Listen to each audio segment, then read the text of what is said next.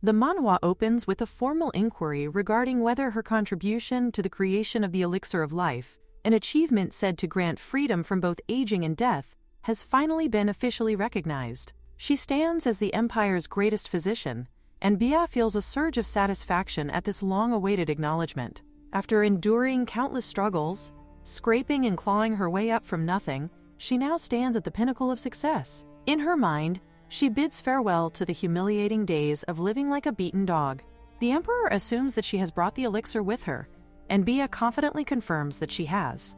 Around her, the nobles murmur, some suggesting that it should be considered an honor for someone of her lineage to have her medicine used by the most exalted members of society. Others, however, scoff at the very mention of lineage, mocking her as nothing more than a lowly commoner from the East. Rumors circulate that she abandoned her family and that her household has since fallen into complete ruin. Hearing this, Bia dismisses their words internally, recognizing their prejudice but refusing to be shaken. To her, their chatter is meaningless.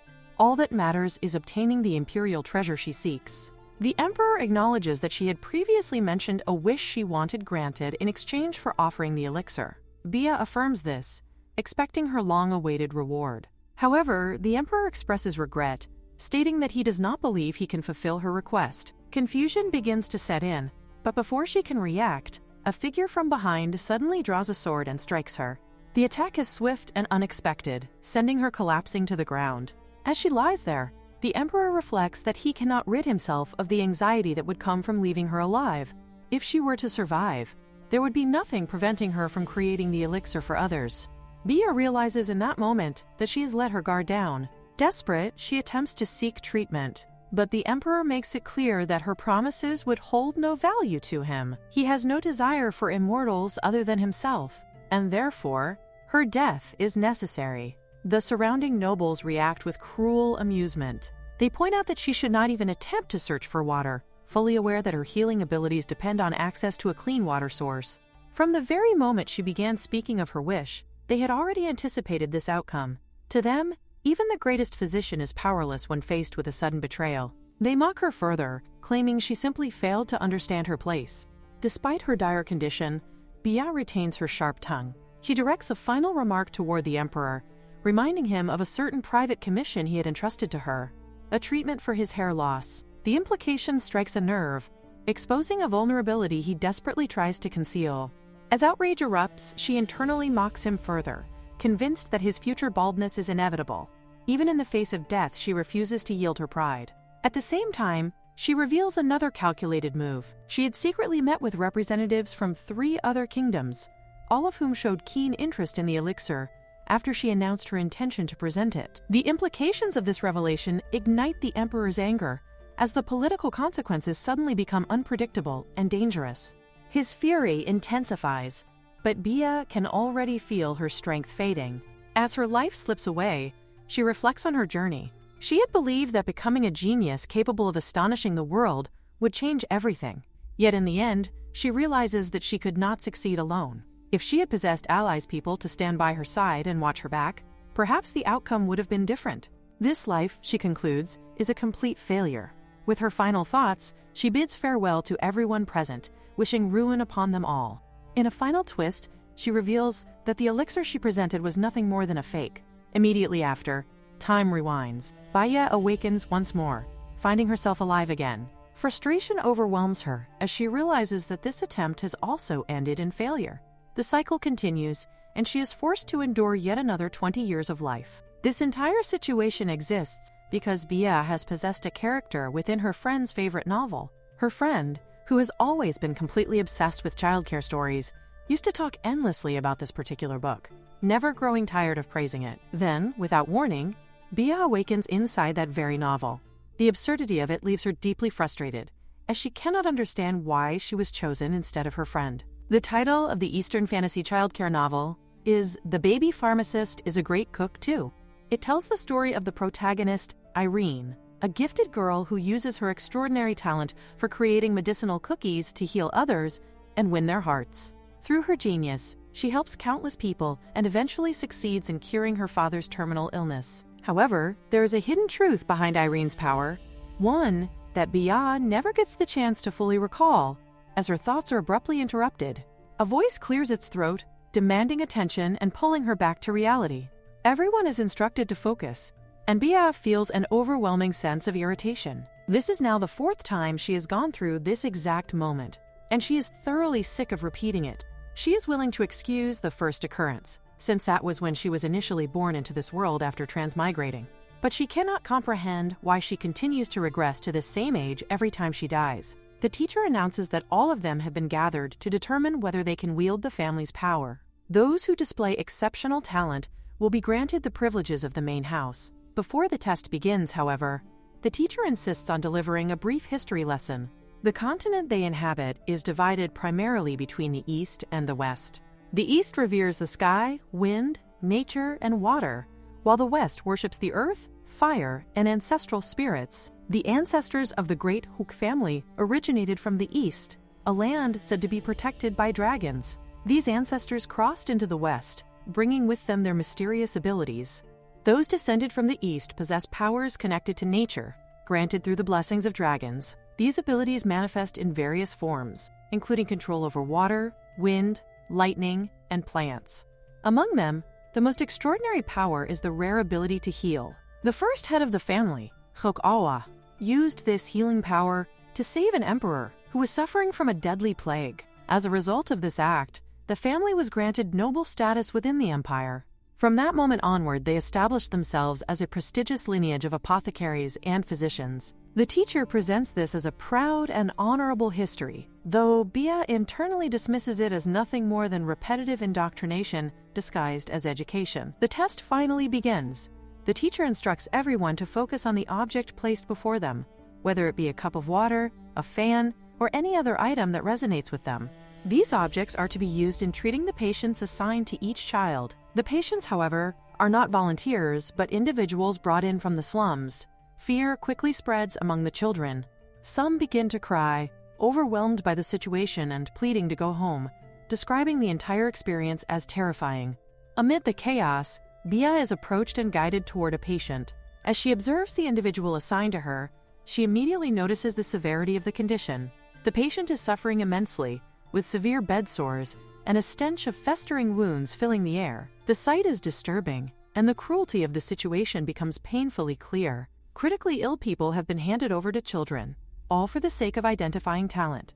Neither the children nor the patients deserve such treatment. Bia reflects bitterly on the family, recalling how she ultimately lost every single one of them in her previous attempts. As she remains standing, the attendant beside her urges her to sit, concerned for her condition.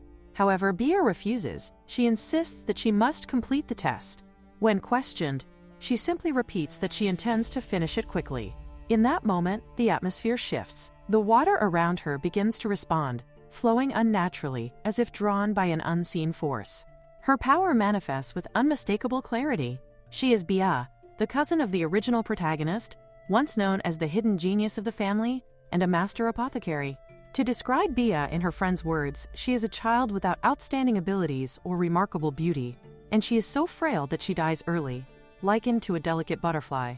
However, when she is first thrust into this body, she is confident that she will survive. The reason behind this confidence is clear. She is someone who knows everything about the novel from beginning to end. Despite this advantage, she meets a spectacular death in all 3 of her lives. In her first life, she demonstrates her genius faster than anyone else. Yet, without any support or backing, she is treated like a slave by her family. Her brilliance becomes a burden rather than a blessing, and she ultimately dies after being caught in a chaotic patient rampage. In her second life, she comes to understand that too much of anything can be poisonous. Determined to avoid her previous fate, she hides her genius and lives diligently and quietly. However, even this cautious approach does not save her, as she dies after falling off a cliff while attempting to stop a delirious patient from walking off it. By her third life, she can no longer endure the cycle. She abandons any intention of following the original story, deciding that she no longer needs her wretched family. She learns of a treasure within the imperial palace that grants wishes, and she resolves to claim it in order to return to her original world. With unwavering determination, she succeeds in becoming the empire's greatest physician. Yet, even at the peak of her success, she meets her end once again, this time because of the crown. Through all these experiences, she realizes a harsh truth. No matter how many Eastern immigrants exist within the empire, there is a deep-seated hatred and discrimination against them that is firmly ingrained in society. It is not something she can overcome alone. She comes to understand that she needs her own power base, specifically the strength of her family, the great family she once despised. With her accumulated knowledge, she already recognizes the illness afflicting the patients before her. It is the epidemic fever, something she has encountered 4 times now, making diagnosis unnecessary. She prepares the medicine with precision, using a mixture of a specific root and dried herbs. Once the medicine is completed and administered, its effects are immediate and remarkable. The patients are healed, their wounds closing, and their fevers returning to normal. Having accomplished her task, Bia considers the matter concluded and prepares to leave. Even when she is called back, she continues walking away, maintaining an air of calm indifference, almost like a cool and untouchable figure. The scene then shifts, showing her walking down a vast hallway. She reflects on the sheer enormity of the place, realizing that the mansion is so immense, it feels like an entire town. Navigating such a place proves difficult in her small and fragile body. Her thoughts drift to her family's structure. Her grandmother, who is also the current head of the family, had 5 sons and 3 daughters. However, tragedy has reduced their numbers. 1 daughter and 1 son have passed away, and another son has gone missing. As a result, only 3 sons and 2 daughters remain, forming the current state of the once great household. The remaining 3 sons have also contracted an incurable disease and are confined to the east wing of the mansion. Among these ailing sons, one is her father, and another is the father of the female lead, Ayan. Once, all 3 sons were renowned as great warriors, figures of strength and honor, so their current condition feels like a cruel and inevitable descent. It is as though the family itself is slowly collapsing, flowing toward ruin without resistance. Because of this decline, the family grows desperate. It needs a genius, someone capable of restoring its former glory and leading it out of decay. That desperation is the reason behind the regular tests they conduct, gathering everyone from branch family members and illegitimate children to even those like Bia, children who live in confinement. However, no matter how much talent one displays during these examinations, it remains nearly impossible to catch the attention of the family head. This is not due to a lack of brilliance, but because her aunts control everything from behind the scenes, subtly manipulating outcomes. They secretly block information and suppress any potential rivals who might threaten the future of their own children. This is not new to Bia. The same pattern unfolds in her previous lives as well. Knowing this, she decides there is no need to struggle along the same difficult path again. Instead, she resolves to follow the flow of the original story once more. However, Ayan is only 2 years old at present, far too young to be of any help. That leaves Bia with no choice but to prepare the path ahead on her own. Her plan forms with clarity. She intends to remove a few obstacles from the protagonist's future, to metaphorically scatter flowers along her path, and to elevate her to the position of family heir as quickly as possible. By doing so, she believes she will eventually gain another opportunity to enter the imperial palace alongside her. At that moment, she will seize the treasure and finally return to her original world. But before any of that can happen, she must first find a certain person. As she moves through the mansion, deep in thought, she suddenly trips over something and falls to the ground. Regaining her senses, she notices a man lying motionless on the floor. In that instant, she realizes that she has finally found him, the youngest of the 3 brothers confined in the East Wing, the father of the protagonist, and her uncle Sam. She studies him for a moment before attempting to rouse him, persistently trying to wake him. Yet no matter what she does, he does not respond in the slightest. It quickly becomes apparent that his condition is far more severe than she initially assumed. The reason her uncle lies asleep in the middle of the hallway is not because he finds comfort in such a place. Rather, his illness is so overwhelming that it renders normal daily life impossible. He suffers from narcolepsy and sleepwalking, conditions that seize control of his body without warning. As Bia observes him, she understands one thing with certainty. This man is her first patient, and his illness is considered incurable. Severe narcolepsy and sleepwalking plague the man to such an extent that ordinary daily life has become completely impossible. This is the incurable illness afflicting Bia's very first patient. Yet, even after striking him with considerable force, there is not the slightest reaction from him. Instead, she is the one who ends up feeling pain. Her palm throbs far more than he does, making her wonder if his body is made of steel. Realizing that brute force will not work, she decides to begin proper treatment. Pouring out some water, she prepares to use her first ability. Through this power she can heal using water, though it must be exceptionally pure. She is able to restore herself in this manner, but unfortunately, no one else can benefit from it. That limitation, however, is precisely why she possesses a second ability. Even so, the immediate problem remains unchanged: how to wake her uncle. He shows no signs of regaining consciousness, and it is clear that he will not awaken easily. Despite this, Bia refuses to back down.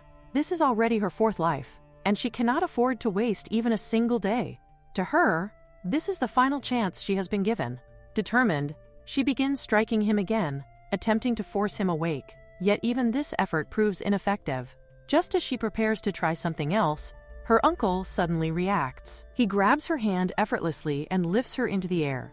It is his first time experiencing what seems like an assassination attempt, and he demands to know her identity. Bia recalls what her friend once said about him, that he is like a prince, a figure as terrifying as he is powerful. Back in the present moment, her uncle's killing intent becomes overwhelming, and he questions whether she has a death wish. His grip tightens, making it impossible for her to breathe. Struggling for air, she manages to call him uncle. The word halts him for a brief moment, though he immediately dismisses it as nonsense. She insists, and when she refers to him in a way that suggests familial recognition, he begins to question her claim more seriously. The possibility that she might truly be his second brother's daughter crosses his mind.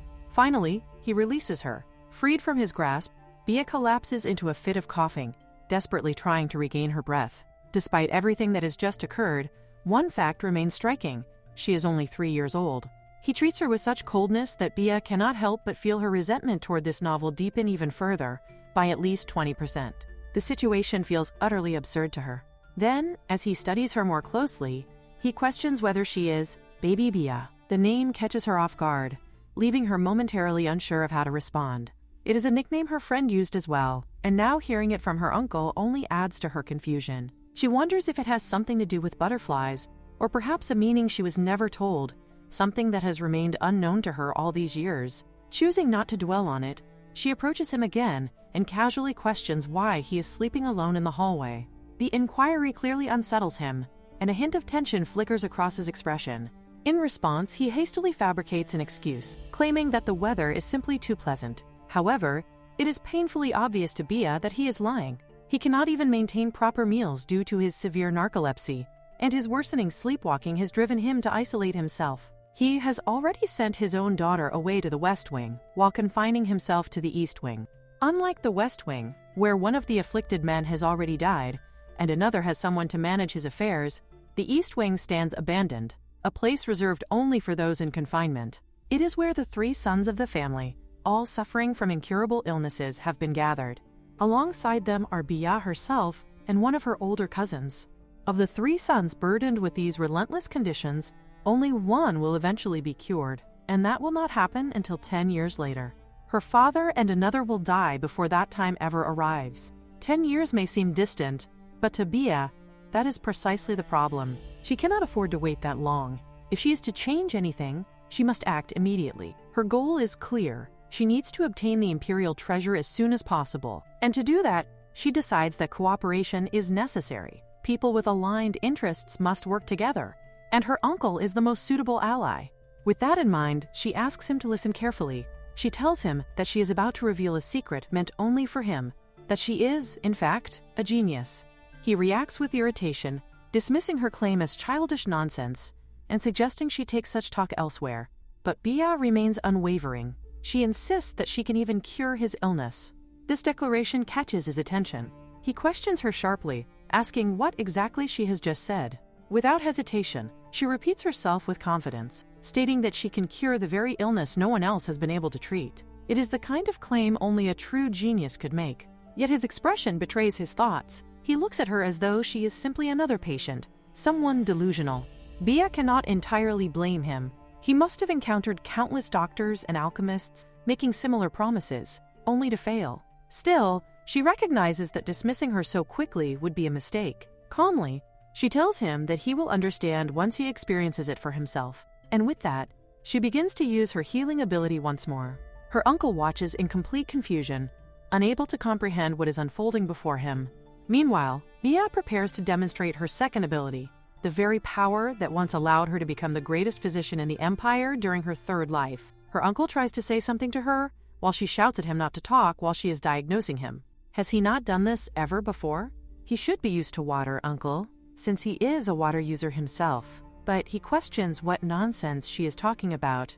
Just at that time, he notices a bruise. Come to think of it, when he woke up earlier, he did not even hold back his strength, thinking she was an assassin. That tiny brat, she endured that without even letting out a scream. She notices that this is truly awful. Just how many medicines does she need to give him? Her second ability is the ability to diagnose a patient and create medicine through water. If it is a disease she has already treated before, she can make the medicine on the spot, just like during the exam, as long as she has the ingredients. And if it is a disease she does not know, she can find out the necessary ingredients and the formula through a diagnosis like this. After going through all sorts of hardships in her third life, she has gained a massive database. In short, it means she can treat most illnesses on the spot. But her uncle's illness, it was not for nothing that it was called an incurable disease, or a curse in the original story, to think he needs more medicine than someone with a terminal illness. Fortunately, the starting medicine is simple. As long as she is given time and ingredients, she will be able to treat him. Finally, the diagnosis is complete, and he questions what the hell this is. She states that it is about his illness, but he shouts that he is not going to listen. She continues, saying that while she is trying to make him better, it is strange to simply fall asleep like that anyway. He tries to tell her that he simply sleeps a lot, and that it is not an illness. If she has that kind of ability, she should get lost and go to the main building, instead of hanging around here. But she can see that he is such a stubborn patient and questions why he keeps denying it when he is sick. He sighs and asks whether she knows how many pharmacists and physicians he has seen so far. Every single one of them who came to him was the same. They arrived with confident faces and left without being able to do anything. Fine, he understands that he is a patient, but he has absolutely no intention of listening to her diagnosis. He wants to stop hearing that this cursed disease cannot be cured. She is a little heated and scared, yet she tells him that he will regret it if he does not listen. He is extremely pissed that this brat is such a real piece of work, and declares that he is not going to listen. She responds that fine, if he has decided, then he should not listen. It would have been nice if he had become her ally right away, but she did not succeed on the first try either. Her uncle has become sensitive because of his long illness. She decides that she will be satisfied with seeing his face and heading back for today. So she tells him that she will see him next time. He tells her that she should go to her father, and that he will go to his second brother and tattle about what she did. With that, he leaves. She counts down to 3, 2, and 1, and he falls down again. She cannot believe it. Did her friend really call a guy like this a sleeping beauty? Sleeping Beauty, her foot. He is just a pain in the neck uncle, and this bruise, she wonders whether she should leave it alone for a little longer. The scene cuts to her uncle when he wakes up. Instead of feeling refreshed, he is flooded with irritation and boredom. He wonders how much time has passed this time.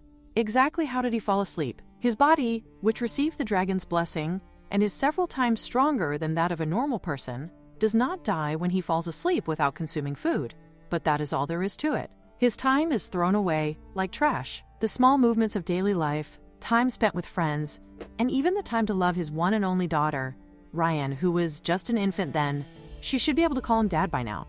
But again, Bia is seen shouting at him to wake up, warning that his mouth will get crooked if he sleeps here.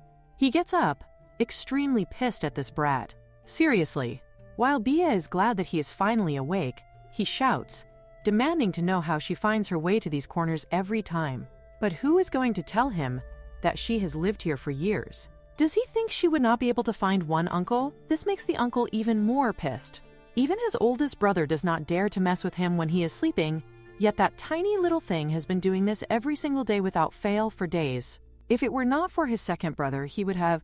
But then again, he remembers his second brother telling him that it is not his fault, and that bruise that he notices it is still there. He becomes even more annoyed.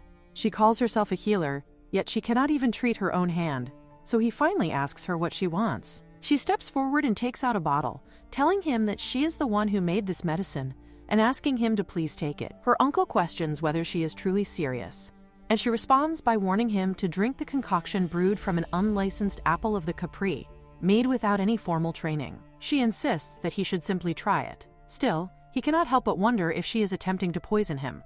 In return, she challenges his suspicion, asking why, if she claims it is safe, he would doubt her enough to refuse drinking it.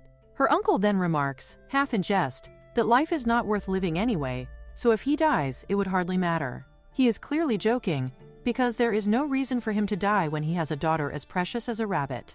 In response, Bia tells him that dying is far easier than he thinks, and he should not toss around such words so carelessly. After all, they come from a family of healers. She recalls that his first symptoms appeared 12 years ago, beginning with his sudden collapse during a gathering at the main house. Recently, his condition has worsened. Once he falls asleep, he remains unconscious for 3 to 5 days at a time. Meanwhile, he is only awake briefly, barely long enough to sustain himself, and the symptoms will only continue to worsen, especially if he keeps skipping meals. The progression will accelerate, and that is her diagnosis. Because of this, she urges him once more to drink the medicine, emphasizing that he has absolutely nothing to lose. She understands that he is wary, having dealt with nothing but incompetent doctors until now, but she insists that she is different. She assures him that he can trust her, and claims that she is skilled in this field. Her confidence stirs a sense of déjà vu in him, reminding him of someone else who once told him to trust her and claimed her treatments were the best. After thinking for a while, her uncle finally asks her to give him the medicine. This surprises Bia, as she had expected him to resist again. He states that he will drink it, but only if she promises to stop pestering him afterward. At last, he drinks it, and she feels a sense of relief. There is an abandoned herb garden in the East Wing, and thanks to it, she was able to prepare the brew in advance. However, the moment he finishes drinking, he shouts in protest, demanding to know why it tastes the way it does, and what she even put into it. She remains unfazed, pleased that he finished every last drop, and casually asks whether he would like a candy. He continues to complain, telling her to forget it and demanding that she be honest. Was she actually trying to poison him? Bia dismisses his reaction, explaining that even a dragon-pressing poison would not affect him like it would a normal person, and tells him to stop acting like a baby. She adds that good medicine is supposed to taste unpleasant. With that, she turns to leave, bidding him goodbye, while he continues to shout after her, demanding that she come back and explain herself. The next day, she returns, and the day after that, and the day after that.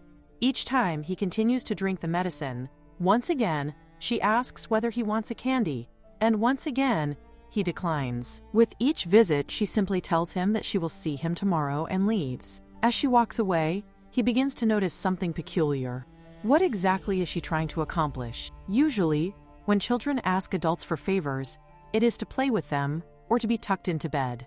Yet Bia shows no interest in anything of the sort. Instead, her focus remains solely on one thing, making sure he drinks the medicine. She also never mentions a single word about her father. Then again, it is not as though his second brother would have been capable of raising her properly in that condition. He sighs and decides to forget it. He already has more than enough of his own problems to deal with. Still, the image of the bruises on her tiny wrists lingers in his mind, not even half faded yet. He cannot even sleep properly, and her constant presence only adds to his irritation. Then, all at once, he realizes something unsettling. He cannot sleep. Thinking about it more carefully, he wonders just how much time has passed. Has he even been awake for more than 2 hours at a time lately? He distinctly remembers that it was 2 p.m. when he opened his eyes today, and now it is already 5 p.m. The realization makes him tremble. In a burst of agitation, he shouts after her, calling her a damned brat. As Bia is leaving, she pauses and looks back, wondering what that was. For a brief moment, she feels something strange and questions whether it was simply her imagination. As she continues on her way, her thoughts shift. It is difficult to find enough ingredients in the East Garden alone. Although they are a family of healers and herb patches are scattered all over the East Wing, they have been abandoned for so long that they are completely overgrown and unmanaged. She can barely manage to prepare the second dose with what remains, but after that, she will need to go to the market for supplies. Beyond the estate walls lies one of the top 300 markets in the empire, but she cannot leave the mansion without a guardian. She wonders whether her uncle would actually accompany her. His waking time seems to have increased for now, but she is uncertain whether he is in any condition to walk through a busy market. Still, it should be about time for him to start noticing the effects of the medicine. Just then, she notices someone running toward her. It is her uncle, shouting her name. Panic surges through her, and she feels completely cornered and worried. She knows, with absolute certainty, that if he catches her, she is dead. The two of them continue to run. As they move, an uncle suddenly shouts at her, questioning why she is running away. She explains that it is because he has been chasing her like a maniac. He immediately denies this, insisting that he is not chasing her at all. However, just as he comes directly in front of her, she realizes that they are about to crash into each other. Before the collision can happen, he swiftly reaches out, lifts her up, and prevents the impact. With clear satisfaction, he happily remarks on how he has managed to catch her safe and sound this time. She continues to cough, struggling to steady her breathing, and he begins to wonder what has happened now. He questions whether she is all right, noticing how suddenly she had run and how breathless she has become. After all, her body has never been particularly healthy. She brushes it aside, telling him not to worry about that, and instead questions why he suddenly came looking for her. He smiles and brings up what she had fed him earlier, prompting her to realize that he has finally noticed her medicine. This realization fills her with satisfaction. At last, she has earned his trust, the trust of none other than the protagonist's father. To her, this is a massive gain, a significant boost to her combat power. With this development, she believes that everything from here on will proceed smoothly. She prepares to speak, intending to remind him to listen carefully to what she has to say. However, before she can even begin, he suddenly blacks out and starts to fall asleep. She can hardly believe it, thinking that he must be joking. Yet the reality is undeniable. He has truly fallen asleep at this critical moment. Just as they were finally making progress, he collapses into unconsciousness. Her scream soon echoes throughout the entire East Wing. It is often said that when someone is unlucky, they might even break their nose simply by falling backward. Given such circumstances, she cannot help but feel frustrated, wondering why he had to fall asleep now of all times. With things having come to this point, she realizes she has no other choice. Although she had originally intended to go together with her uncle, she now has to proceed alone. Her destination is the home of another patient residing in the East Wing, the eldest among the three confined brothers. The main hall of the West Wing is occupied by skilled physicians, pharmacists, and the various individuals who protect them. Among them are her cousins, the head of the family, her aunts, and many others, people she must eventually surpass. However, before she can face them, she understands that she must first take control of the East Wing. To accomplish this, she needs to win over the confined patients. The three brothers were once top-tier warriors, rivals who competed for first and second place within the clan before all of them fell ill. If she can persuade even two of them to join her side, her path forward will become significantly easier. Lost in these thoughts, she is suddenly bumped into by someone. She pauses, wondering if she is somehow cursed by constant misfortune. When the boy asks who she is, she looks at him closely. His spiky hair immediately stands out, and she recognizes him as Gewon, her elder uncle's son and her cousin. She greets him and asks if he is Gewon. Gewon immediately questions how she knows his name. In response, she explains that they are cousins and that she came specifically to see him. However, instead of softening, he becomes slightly hostile, questioning whether she truly came to see him and why she would choose him of all people all of a sudden. Suspicion lingers in his tone, as he wonders if she has come to pick a fight, or perhaps because her own father is sick as well. As she observes him more closely, she notices the sharp glint in his eyes. It is not unfamiliar to her. Caregivers, she knows, can be just as sensitive and volatile as the patients they look after. Gewon, in particular, has been caring for his father alone since the age of 5. That kind of burden leaves marks that are impossible to ignore. Her own father is also a patient, but she forces herself to push that thought aside. Now is not the time to dwell on it. Gewon continues speaking, stating coldly that he has nothing to say to her, and that she should simply go back. She quickly asks him to wait, pleading for just a moment of his time. However, he refuses without hesitation, saying that he is busy and does not have the time to concern himself with her or her uncle's situation. He adds that she should focus on handling her own sick father instead. His words irritate her deeply. She cannot help but think of him as a complete jerk. After all, she came here with the intention of curing his father. Still, there is nothing she can do for now. She decides that she will have to return another time. Without Yuan or her uncle present, meeting the eldest among the confined brothers is far too dangerous. The eldest uncle is not someone she can approach carelessly. The scene shifts. From a distance, she notices someone speaking to Gaewon, remarking mockingly that he is still so devoted, continuing such useless caretaking. The voice questions whether there will ever come a time when he gives up, pointing out that his father has been in that state for far too long. She follows the gesture and recognizes the speaker. A surge of anger rises within her. It is the son of the eldest aunt. The realization hits her sharply. Of all people, she had not expected to encounter him here again. The sight of him instantly fuels her frustration, and she finds herself seething with anger. There are two paths for the children of this family: becoming doctors or pharmacists who heal people, or becoming warriors who protect them. However, even though Dawi possesses neither of these talents, he takes every opportunity available, riding on the coattails of his eldest aunt. The third regression is practically ridiculous, and Bia finds herself thinking that the regression itself is strange in many ways. To begin with, the protagonist suddenly goes missing, and the grandmother, who leads the family, dies early. The eldest aunt, who succeeds her, also dies suddenly, and eventually Dawi becomes the head of the family. Someone shouts at Bia, demanding to know whether she truly believes she will amount to anything if she abandons the family and leaves, questioning whether he is supposed to simply sit back and watch that happen. In his eyes, she is nothing but his toy. The family, led by this man, truly suffocates her at every turn. Unable to endure any longer, she even makes plans to personally destroy the family. However, in the end, the family is destroyed by someone else's hand, not hers. That person is her cousin, Giwon. Originally, Giwon is imprisoned early on for ruthlessly assaulting Dawi. Because of this, her uncle, who cannot receive proper care, dies quickly as his illness worsens. As Giwon grows and comes to regret his father's death, the protagonist comforts him, and they become allies. That is the flow of the original novel. But in the third regression, Ian goes missing, and everything goes wrong from the very beginning.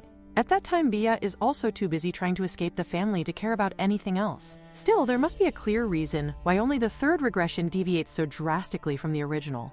In this life, she knows she must think about that. She notices Giwon telling Dawi to get lost before he beats him, while Dawi only mocks him, sneering at his expression and provoking him as if daring him to strike, as though he wants to see just how unhinged the son of a madman truly is. This makes Bia think that if she leaves the situation alone, it is bound to become a serious problem. If violence breaks out like that, Giwon, who has no backing, will undoubtedly be the only one punished. She cannot allow him to be sent to prison in this life as well. Before the fight can begin, she shouts at them, calling them ignorant fools as she leaps onto one of the steps, thinking that at this very moment, her future older brother's greatest savior, the sister who will become the greatest doctor under the heavens, is arriving to rescue him. She questions whether it is truly right for a group to gang up on a single person, her voice cutting through the tension. The others begin to murmur among themselves, wondering who she is. One of Dawi's companions, Brad, remarks that he recognizes her. Among the three brothers confined in the East, she is known as Lord Biho's daughter. They recall that he had once married a woman with purple hair from the western regions. This prompts Dawi to scoff, remarking that it seems there is quite a gathering of patients here today. Gaewon tells Bia to leave, warning her that it is dangerous and insisting that he will handle the situation himself. However, she observes that, as expected, even if he pretends otherwise, he is kind at heart. Leaning closer, she whispers that she has a plan, instructing him that on the count of 3, he should cover his mouth and step back. She begins counting, 1, 2, and at 3, she suddenly throws something toward Dawi. Confusion spreads as they question what it is. Meanwhile, Bia thinks with satisfaction that she told him to step back, and he truly did. A quick-witted assistant is indeed the best. Dawi tells his companions not to panic, claiming that the objects are nothing more than ordinary tree fruits. Bia reflects that even a rotating hearing is still a hearing, and what she has thrown are fruits commonly used as the base material for smoke bombs. She is certain he does not know that. Dawi soon notices that the color of the smoke is changing. When the juice of the stems is released, it transforms into a poisonous vapor. Soon, their stomachs begin to ache. Dawi grows both alarmed and furious, demanding to know what she has done. Bia calmly asks him how it tastes. He attempts to leap over, but before he can reach her, Giwon steps in and delivers a powerful strike, sending him flying backward. The others are thrown into panic. Giwon then orders them to take Dawi and leave if they do not wish to suffer the same fate. Faced with his warning, they retreat, carrying Dawi away. As they go, Bia calls after them, advising that if they wish to detoxify themselves, they should chew on some china pink grass. Once they are gone, Giwon calls out to Bia, asking if she is truly all right. She looks at him and realizes that he must be shocked as well. No matter how mature he may appear, he is still only 9 years old, and she feels she should reassure him. She tells him that she is fine. However, in the next moment, a mouthful of blood suddenly spills from her lips. This startles him, and he grows visibly worried, asking in alarm whether she too is ill. She does not think it is a wrong thing to say, and she wonders whether it truly matters anyway. She has already used DOGYEON earlier too, so this amount feels insignificant to her. If she only has water, she believes she can heal it quickly. However, before she is able to do so, Gewon suddenly approaches and begins to rub her face. She immediately asks what he is doing, feeling puzzled by his sudden action. He explains that since she has used DOGYEON, washing it off is the most basic step that must be taken. From his perspective, her symptoms are clearly different from those of the other men, and it appears that she has already been sick from the very beginning. That realization explains why he had found the situation so strange earlier. If she had truly been healthy, she would have been living in the main house, just like his little uncle's daughter.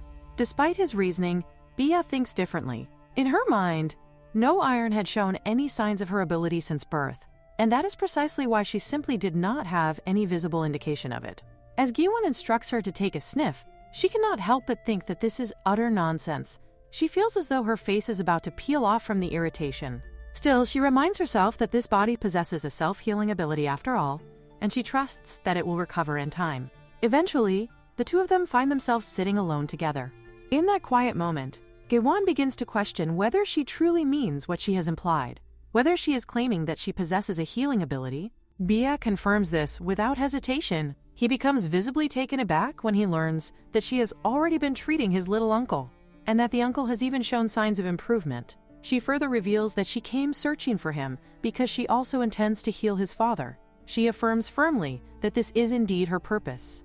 In her thoughts, she reflects that if she had an uncle of her own, matters would have been much easier for her.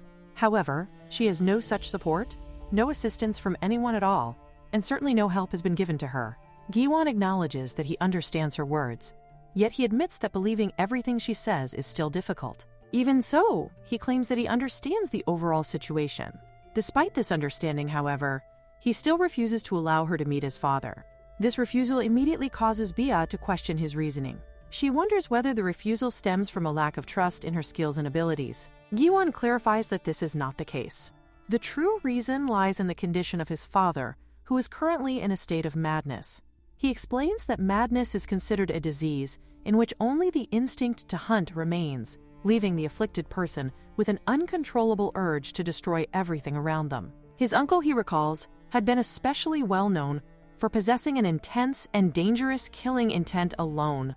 Bia has heard before that his uncle was once a great warrior prior to falling ill. Furthermore, he had been a lightning wielder, capable of controlling lightning with such extraordinary skill that even the imperial family had been eager to recruit him, or so the stories say. Giwon continues to explain that his father's illness is divided into distinct periods, a normal period and a madness period. During the normal period, his father lives as he usually does, behaving in a calm and ordinary manner. However, during the madness period, he isolates himself inside a secured cell to prevent causing harm to others.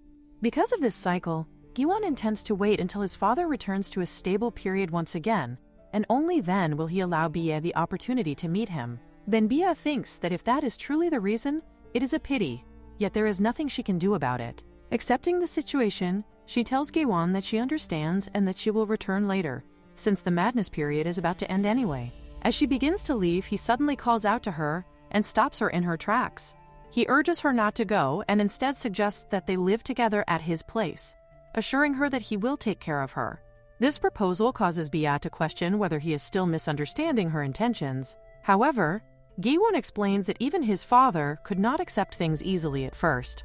He points out the dangers of her being alone, especially considering that Daiwi will never let today's matters rest. He is certain that Daiwi will eventually return to seek revenge, and because of that, she should remain with him until the threat has passed. He reminds her that he owes her a debt and intends to repay it.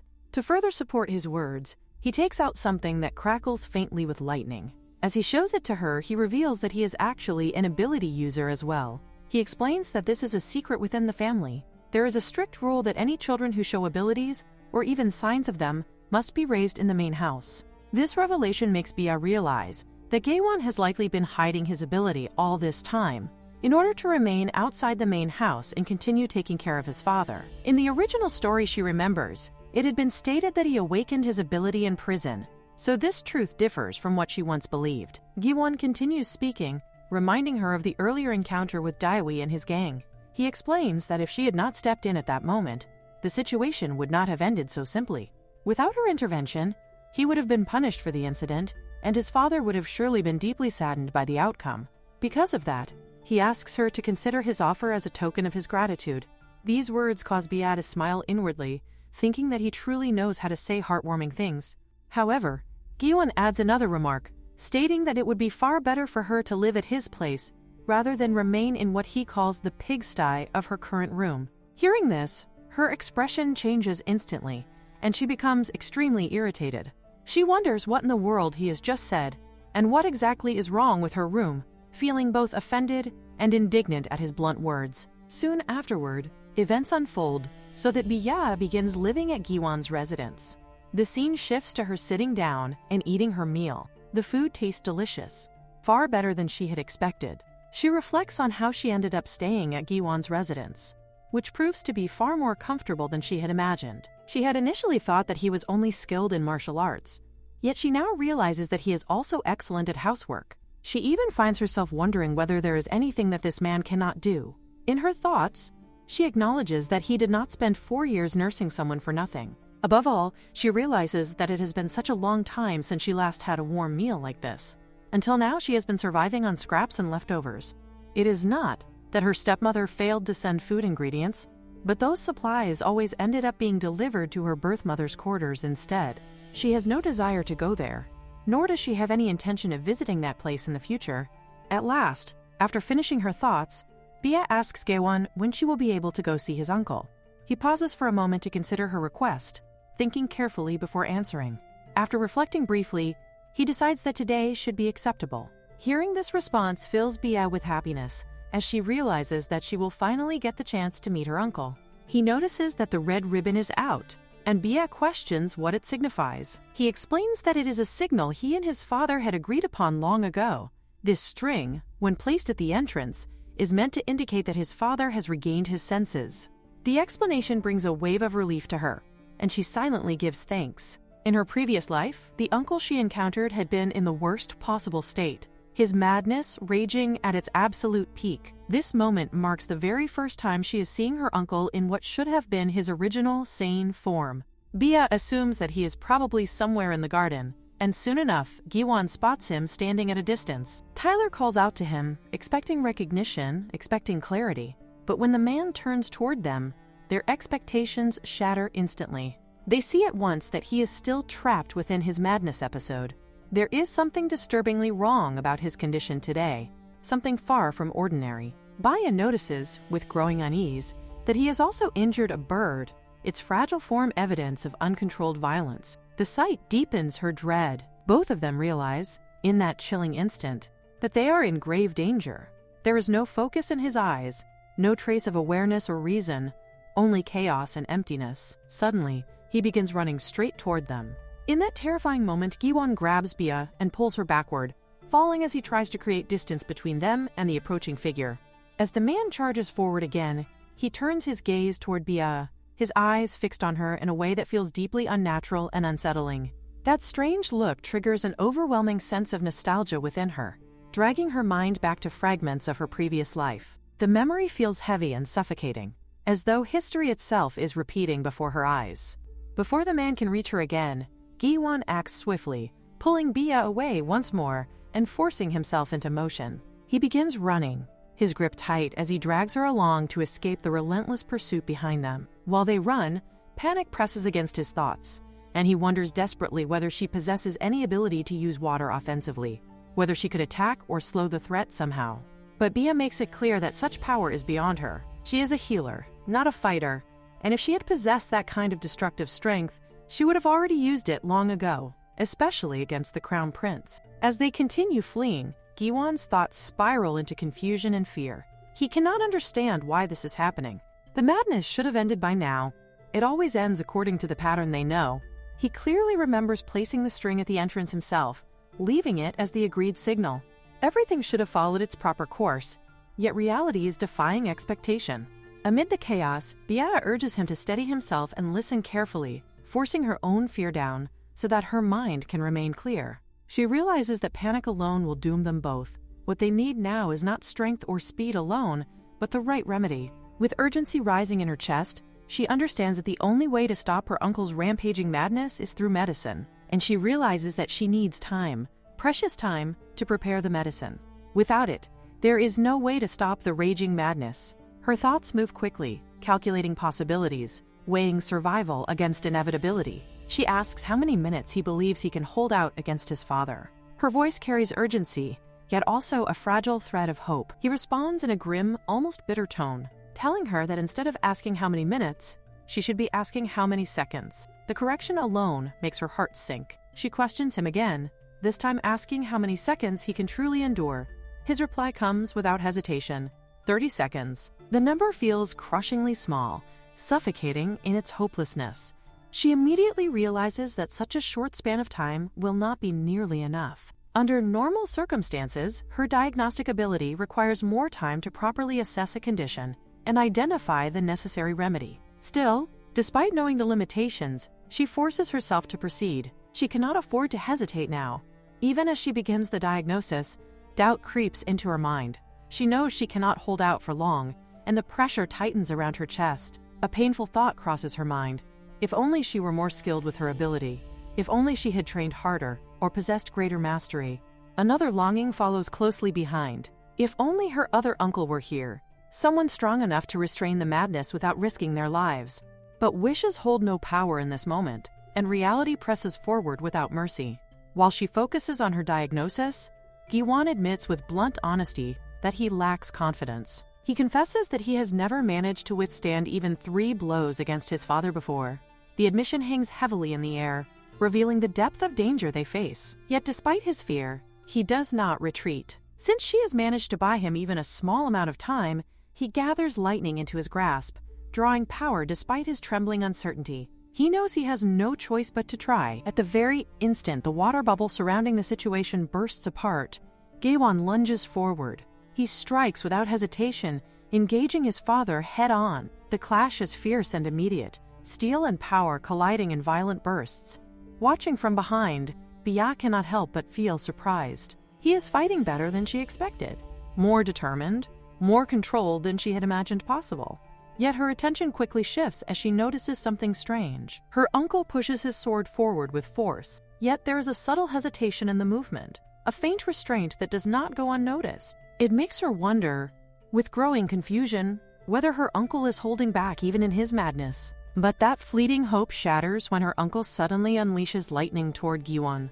The attack strikes with terrifying force, sending him flying backward and forcing him to throw himself aside to survive. The violent motion leaves him vulnerable, and instinctively, Bia rushes toward him, desperate to check his condition.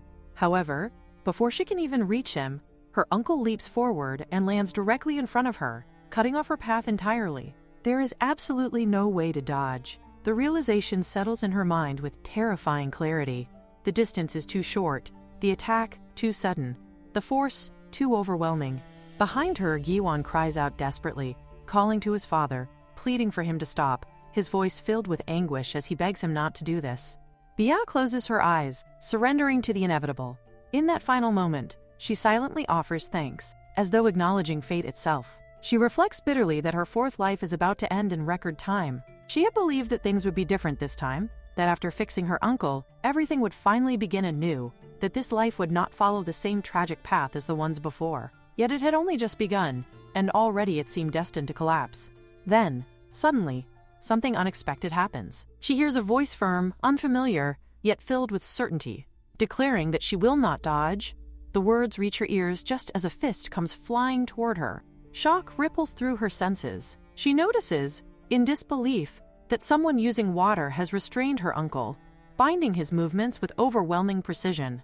The violent charge halts, frozen mid-action. Slowly, she opens her eyes and looks upward. What she sees leaves her questioning everything. Standing before her is a man whose presence feels both imposing and exasperated, as though burdened by the situation itself. A frustrated remark escapes him, complaining that their compatibility is terrible as well, as if fate itself has chosen to torment him. He questions aloud what kind of suffering this is, expressing irritation at the sheer misfortune of the moment he has awakened. And in that instant, realization strikes her with breathtaking force. The man standing before her, the one who has restrained her uncle with water and stopped the fatal blow, is her third uncle. Bia feels an unmistakable sense of relief the moment she sees her third uncle, a quiet gladness rising inside her at the sight of him. At the same time, confusion quickly follows that relief. According to the family cycle, he should still be deep in his enforced rest, not expected to awaken for at least 4 more days. His presence here at this exact moment feels impossible, almost unreal, and she cannot help but wonder how he has appeared so suddenly, despite the strict rhythm his body is supposed to follow.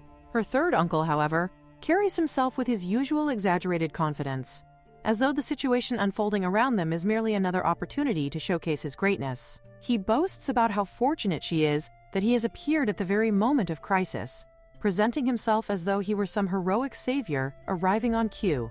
His self-satisfaction radiates so strongly that Bia cannot suppress the thought forming in her mind. To her, his attitude borders on ridiculous, and she silently questions what exactly is wrong with him, concluding with mild irritation that he truly is a complete narcissist. While he indulges in his self-praise, the battlefield itself remains tense and dangerous. Nearby, her first uncle struggles to restrain the violent assault that continues to surge forward with destructive force.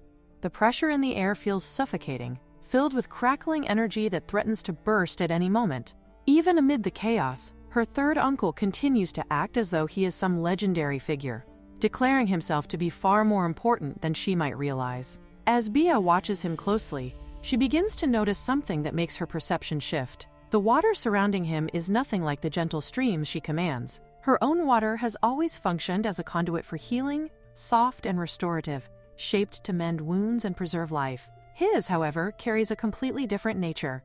It moves with aggression, sharpness, and lethal precision. This water is not meant to soothe or restore, it is meant to fight.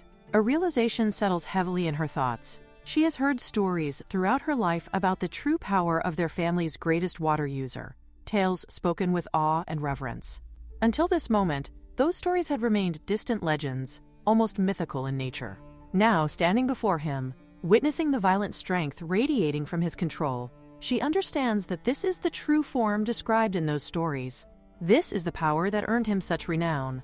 Despite his confidence, even her third uncle recognizes the gravity of the situation. He silently laments the misfortune of having to confront the eldest brother under such unfavorable circumstances. His strength is not at its peak, and more importantly, the elemental matchup itself works against him.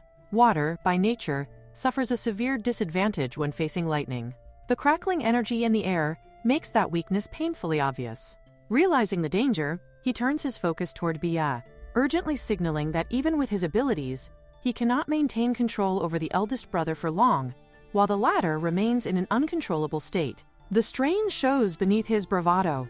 He needs a solution, any method capable of bringing the chaos to an end. Bia quickly assesses the situation and determines that there is indeed a possible way to stop him.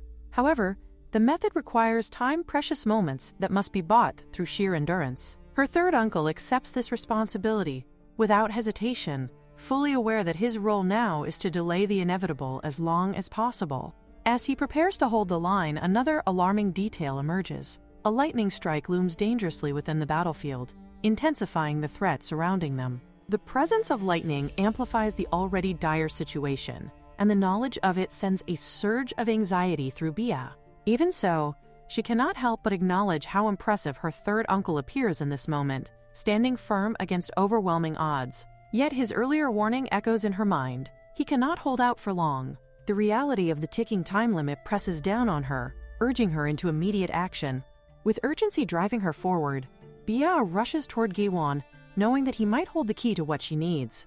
The situation leaves no room for hesitation. She urgently asks whether he has ever seen red flower petals like the ones she now holds in mind, specifically those found in the eastern region known as Bing. Gaewon confirms that he has indeed seen such petals before. Without wasting another second, he lifts her swiftly, his movements decisive and purposeful. He points toward a specific direction, indicating that the place she seeks lies that way. As she is carried forward, a troubling thought crosses her mind. She cannot help but wonder, who could have been attempting to create drugs or anesthetics in this place? The presence of such materials suggests deliberate preparation, hinting that someone had been working here with intentions that remain unknown, adding yet another layer of mystery to the already chaotic situation unfolding around them. Baya pushes deeper into the garden, her surroundings quickly revealing a disturbing truth. Poisonous plants fill the area in dense clusters, their presence far too deliberate to be accidental. Among them, poppies bloom in unsettling abundance, their delicate petals disguising the lethal danger they hold. It becomes painfully clear to her that this is no natural growth. Someone has cultivated this garden with clear intent, planting these toxic herbs for a specific purpose. The realization sends a chill through her, yet there is no time to dwell on suspicion. With urgency tightening her chest, she reaches forward and grasps one of the plants, her fingers steady despite the racing of her thoughts. Deep inside, she clings to a single, desperate wish that her third uncle will not be defeated before she returns. He does not need to win the battle outright, he only needs to endure a little longer. Just a few more moments of survival would be enough for her plan to take shape. Elsewhere, the clash between her uncles continues without pause. Her third uncle remains locked in combat against her first uncle, the battlefield crackling with tension and violent energy.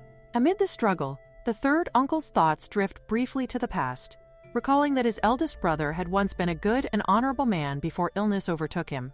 That memory, spoken aloud with a hint of bitterness and regret, only serves to provoke further fury. The first uncle reacts violently, his anger igniting once again as another lightning strike tears through the air. The sudden attack forces the third uncle to shift his footing quickly, irritation flashing through his mind. He cannot help but think with exasperation that his brother is not even granting him a single moment to linger in old memories. Instead, the relentless assault feels like an outright attempt to kill his own younger brother without hesitation.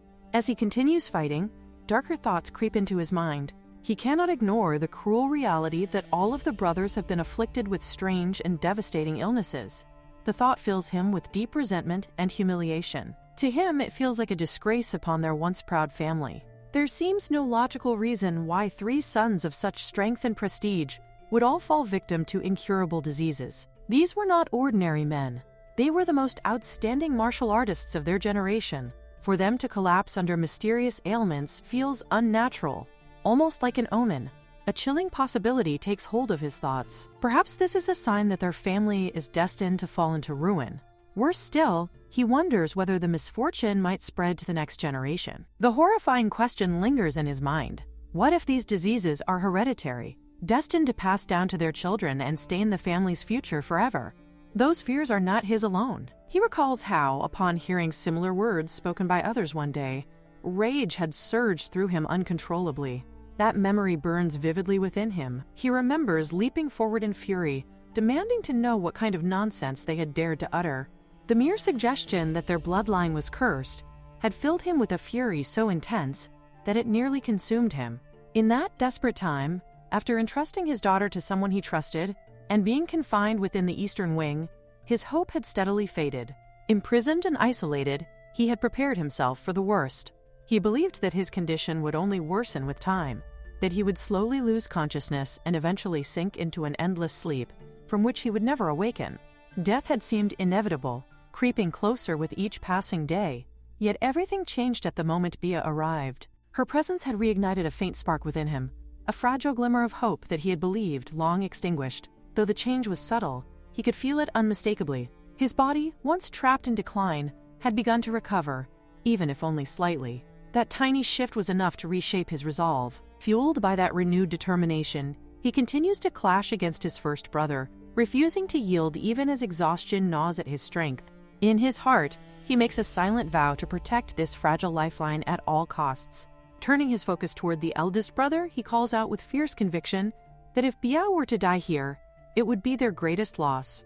He recognizes her potential clearly now. She is no ordinary healer, but a genius physician, capable of curing the very diseases that threaten to destroy them all. With that belief anchoring his will, he urges his brother to break free from madness and regain his senses. At that very moment, Bia finally arrives, breathless yet resolute. Without hesitation, she thrusts forward the object she carries, signaling urgently that it must be used immediately. Her third uncle notices that what she has brought is a needle small, sharp, and filled with the substance she has prepared. Beside her, Giwon reinforces her instruction, conveying that she insists the needle must be driven directly into an artery. The third uncle processes this quickly, interpreting the instruction to mean that he should stab it into his neck, where a major artery lies close to the surface. Without allowing himself a moment of doubt, he acts. The needle plunges into his neck in one swift motion. Almost instantly, the effect becomes visible. The first uncle, who moments earlier radiated unstoppable fury, suddenly collapses to the ground, his body losing all strength as though cut loose from its power. Relief floods the tense air. Bia watches closely, her voice filled with cautious hope as she confirms that the method has worked. Her third uncle, though relieved, remains bewildered by the suddenness of the outcome. He cannot help but question what exactly this substance is.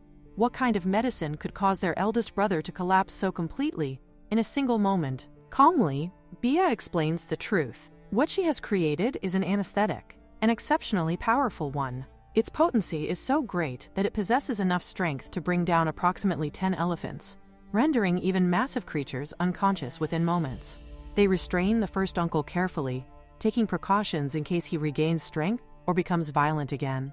The third uncle turns his attention to Bia and questions whether she has assured everyone that the anesthetic she prepared is safe. Bia feels a flash of irritation at the doubt placed on her abilities, because she clearly remembers telling them that it is safe, and she wonders why they still do not trust her judgment. In her thoughts, she reminds herself that they seem to underestimate how tough that man truly is.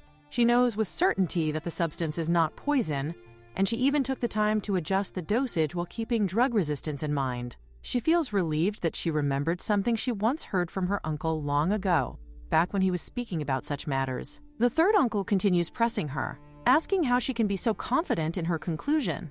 In response, Bia proudly declares that she is a genius, believing that her confidence alone should be enough to convince him. Instead of being reassured, he reacts by pinching her cheek in annoyance, scolding her for giving an answer that explains absolutely nothing, and warning her that such carelessness could get her killed someday. Giwon steps in quickly and asks the third uncle to release her cheek, concerned about how roughly he is treating her. He explains that the full story behind the situation is quite long and complicated, but before exchanging pleasantries or explanations, he feels there is something important that needs to be said. He emphasizes that Bia is still only a child, and questions whether the third uncle truly believes that placing so much responsibility on her is reasonable. Hearing this, the third uncle comments that Giwon remains as nagging as ever, noting that the way he speaks sounds exactly like his eldest sister-in-law. The resemblance in tone and manner gives him an unexpected chill. Meanwhile, another voice nearby points out that the third uncle himself remains immature, despite his age and experience. At that very moment, they hear the restrained first uncle begin to speak, his voice sounding weak yet conscious, as he wonders aloud whether he has finally died. His gaze drifts unfocused, and he claims to see an incredibly cute baby fairy floating in front of him. Bia watches this scene with curiosity and realizes that this is her first time seeing her first uncle when he is not consumed by madness. The calmness in his expression feels unfamiliar to her, and she studies his face carefully. The first uncle, still disoriented, continues wondering whether he is truly alive or has somehow crossed into the afterlife. The third uncle immediately reacts, stepping closer and urgently asking his brother whether he is already awake and aware of his surroundings. Giwon moves forward as well, kneeling beside his father and asking anxiously if he is all right. The first uncle responds that he is indeed fine, though his voice remains tired, and he notices the tears forming in Giwon's eyes. He tells his son not to cry, reminding him that his handsome father cannot even pat him on the head at the moment because his hands are still tied. With a hint of humor, he adds that if he truly ends up in the afterlife, he will make sure to tell his wife that their son has grown into a crybaby. Giwon immediately protests against such words, insisting that his father should not talk as if death is inevitable, and he reminds him that this time, the situation was extremely dangerous. The first uncle softens his tone and reassures him, saying that he understands and will try to remember this lesson. He recalls that his wife once warned him, that if he hurt someone even one more time, she would personally make sure to punish him herself. Hearing this remark, the third uncle questions him, puzzled by how he can already find something to laugh about when the situation had only just been so serious moments before. He further adds that this is no time for greetings, emphasizing the urgency of the situation. Meanwhile, the first uncle begins to question why his body feels so strange, noticing that he cannot move at all. Confusion spreads across his face as he wonders what exactly is happening to him. The third uncle calmly explains that the sensation is caused by the anesthetic administered earlier. Hearing this explanation makes the first uncle remark that the feeling is noticeably different from what he usually experiences. Eventually, he is released from restraint, yet even after being freed, he still cannot move his body at all.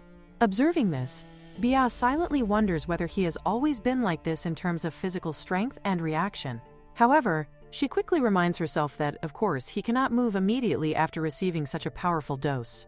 If he were able to move right away, then he would be comparable to a super elephant in terms of endurance. At the same time, she reflects on the sheer strength of his body and questions whether this is the kind of physical power expected from someone blessed by a dragon. She recalls that among certain people of the Eastern continent, individuals like them are born with bodies far stronger than ordinary people, having received the blessing of the dragon that is worshipped as a god in the East. In the Western continents, a similar belief exists, where dragons are also worshipped as gods, and people receive blessings associated with them. The 6 great houses are known to raise such individuals as warriors, preparing them for battles and responsibilities from an early age. In a land filled with discrimination, it became natural for warriors to act as protectors of physicians, creating a structured relationship of dependence and protection.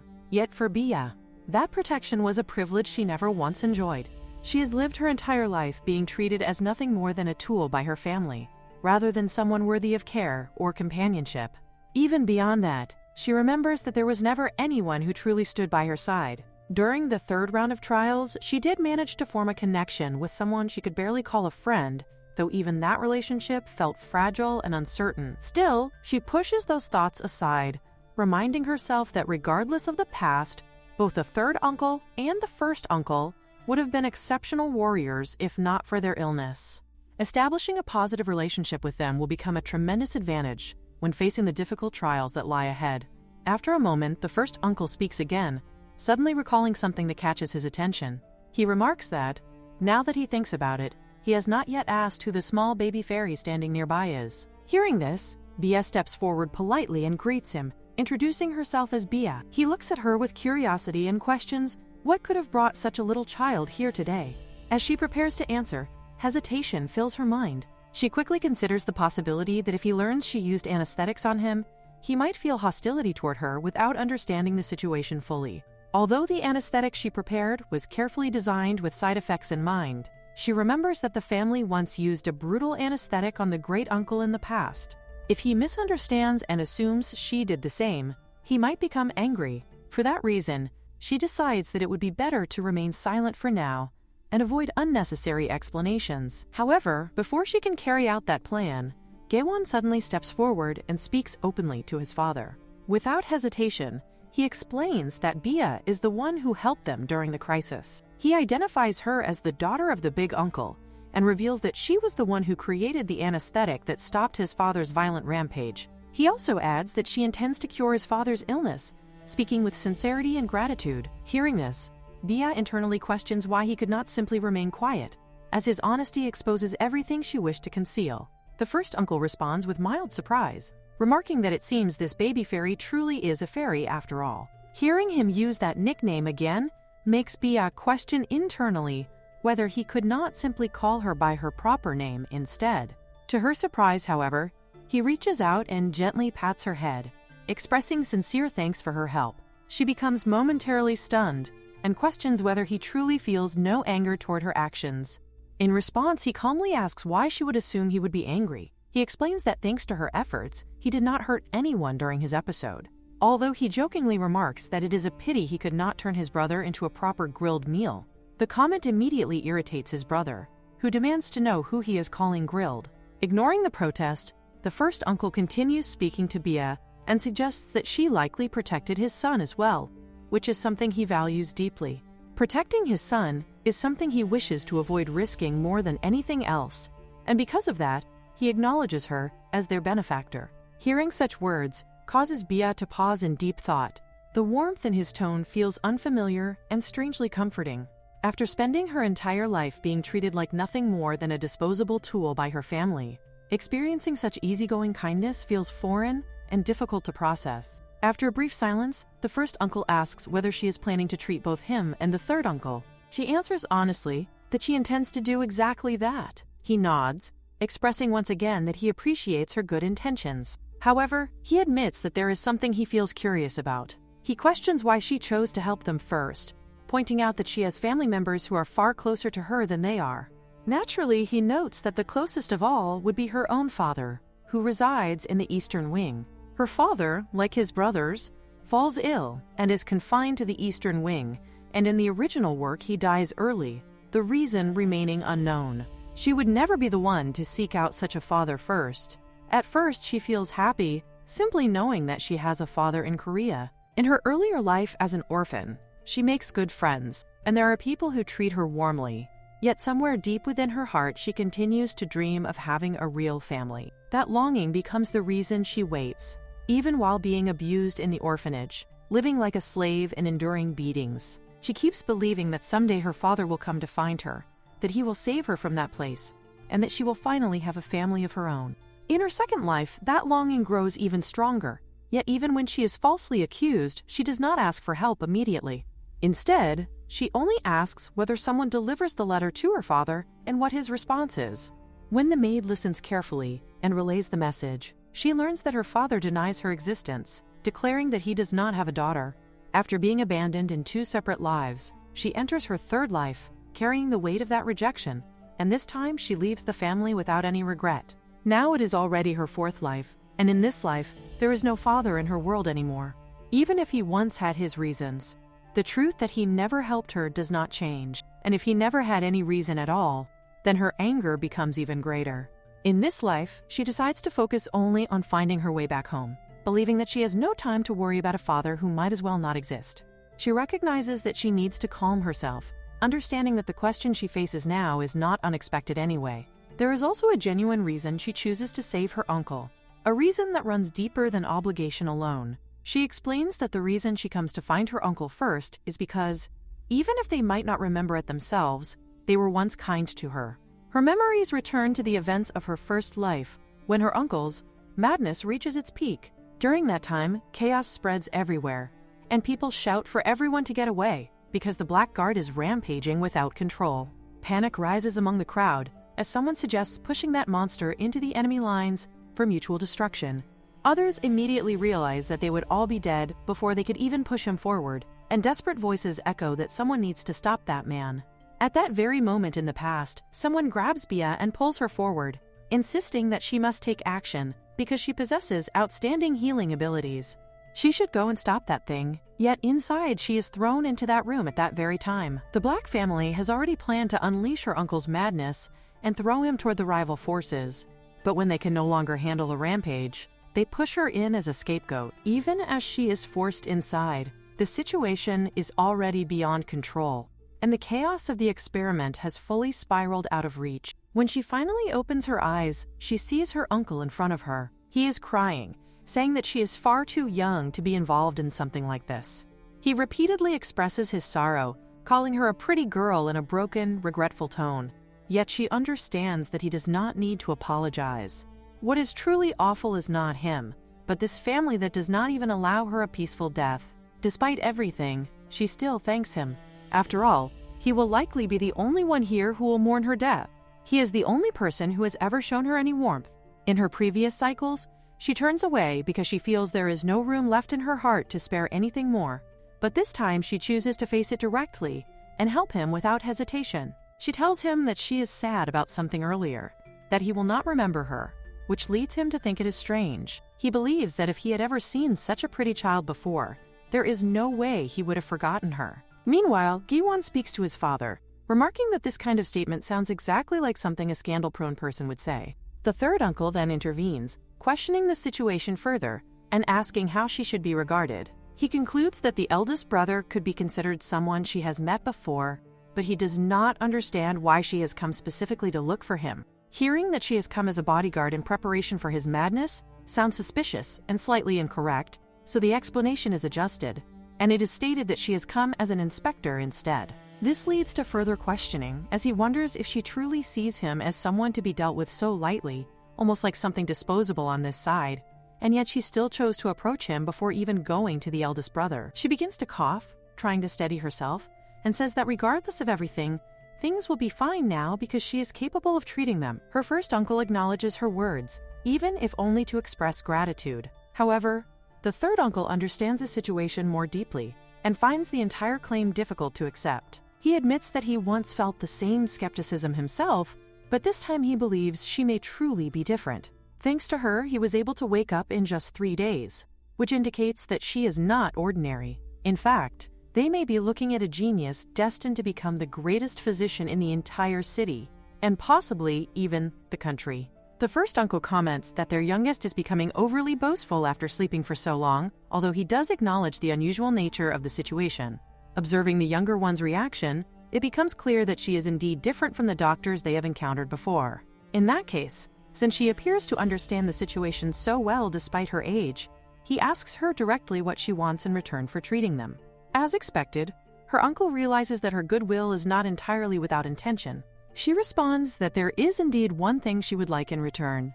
She asks them to become her guardians and take her to the medicinal academy. She has already formed ties with the future warriors, and now she believes it is time to move forward to the next stage, the stage of becoming the greatest physician under heaven. However, to her surprise, they tell her that this request may not be possible. She immediately asks why, and the explanation follows that the youngest and one other once went off the rails long ago and harmed someone, resulting in a restriction.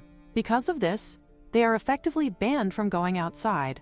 The revelation shocks her deeply, as she realizes how absurd the situation is. She has waited for so long for the moment she could finally reach the market and step beyond these constraints. After all the hardship she endured just to secure those warriors, she now discovers that they are not even allowed to leave. She is still young and cannot go out alone without a guardian, leaving her trapped within the same boundaries she tried so hard to escape. Desperately, she asks if there is truly no other way. The first uncle responds that there is none. In the entire Eastern Wing, there is exactly one person, one patient, who is not banned from going out. Before she even needs to hear the name, she already knows the answer, and she silently asks him not to say it, but he confirms it anyway. It is, of course, her father. Bia is seen digging something out of the ground, struggling with her small hands as she searches for medicinal herbs. In the process, she loses her balance, trips, and falls onto the ground. Despite the fall, her focus does not shift. Her mind remains fixed on the patient she wants to cure. She knows that proper medicine is necessary, and whatever is available on this side is simply not enough. Beyond the wall lies the Empire's 3 great regions, places known for their abundant and superior medicinal resources. The thought lingers in her mind, making her question why she cannot simply cross over. For a moment, she contemplates sneaking out alone. However, that thought is quickly overshadowed by the harsh reality of her situation. She is trapped in the body of a 3-year-old child, completely vulnerable. Outside, there are dangerous forces, targeting families with healing abilities, abducting children like her. If she were to leave alone, something terrible could happen before anyone even notices her absence. At this rate, she realizes she might not even gain recognition within her own family, let alone achieve her goal of becoming the greatest physician.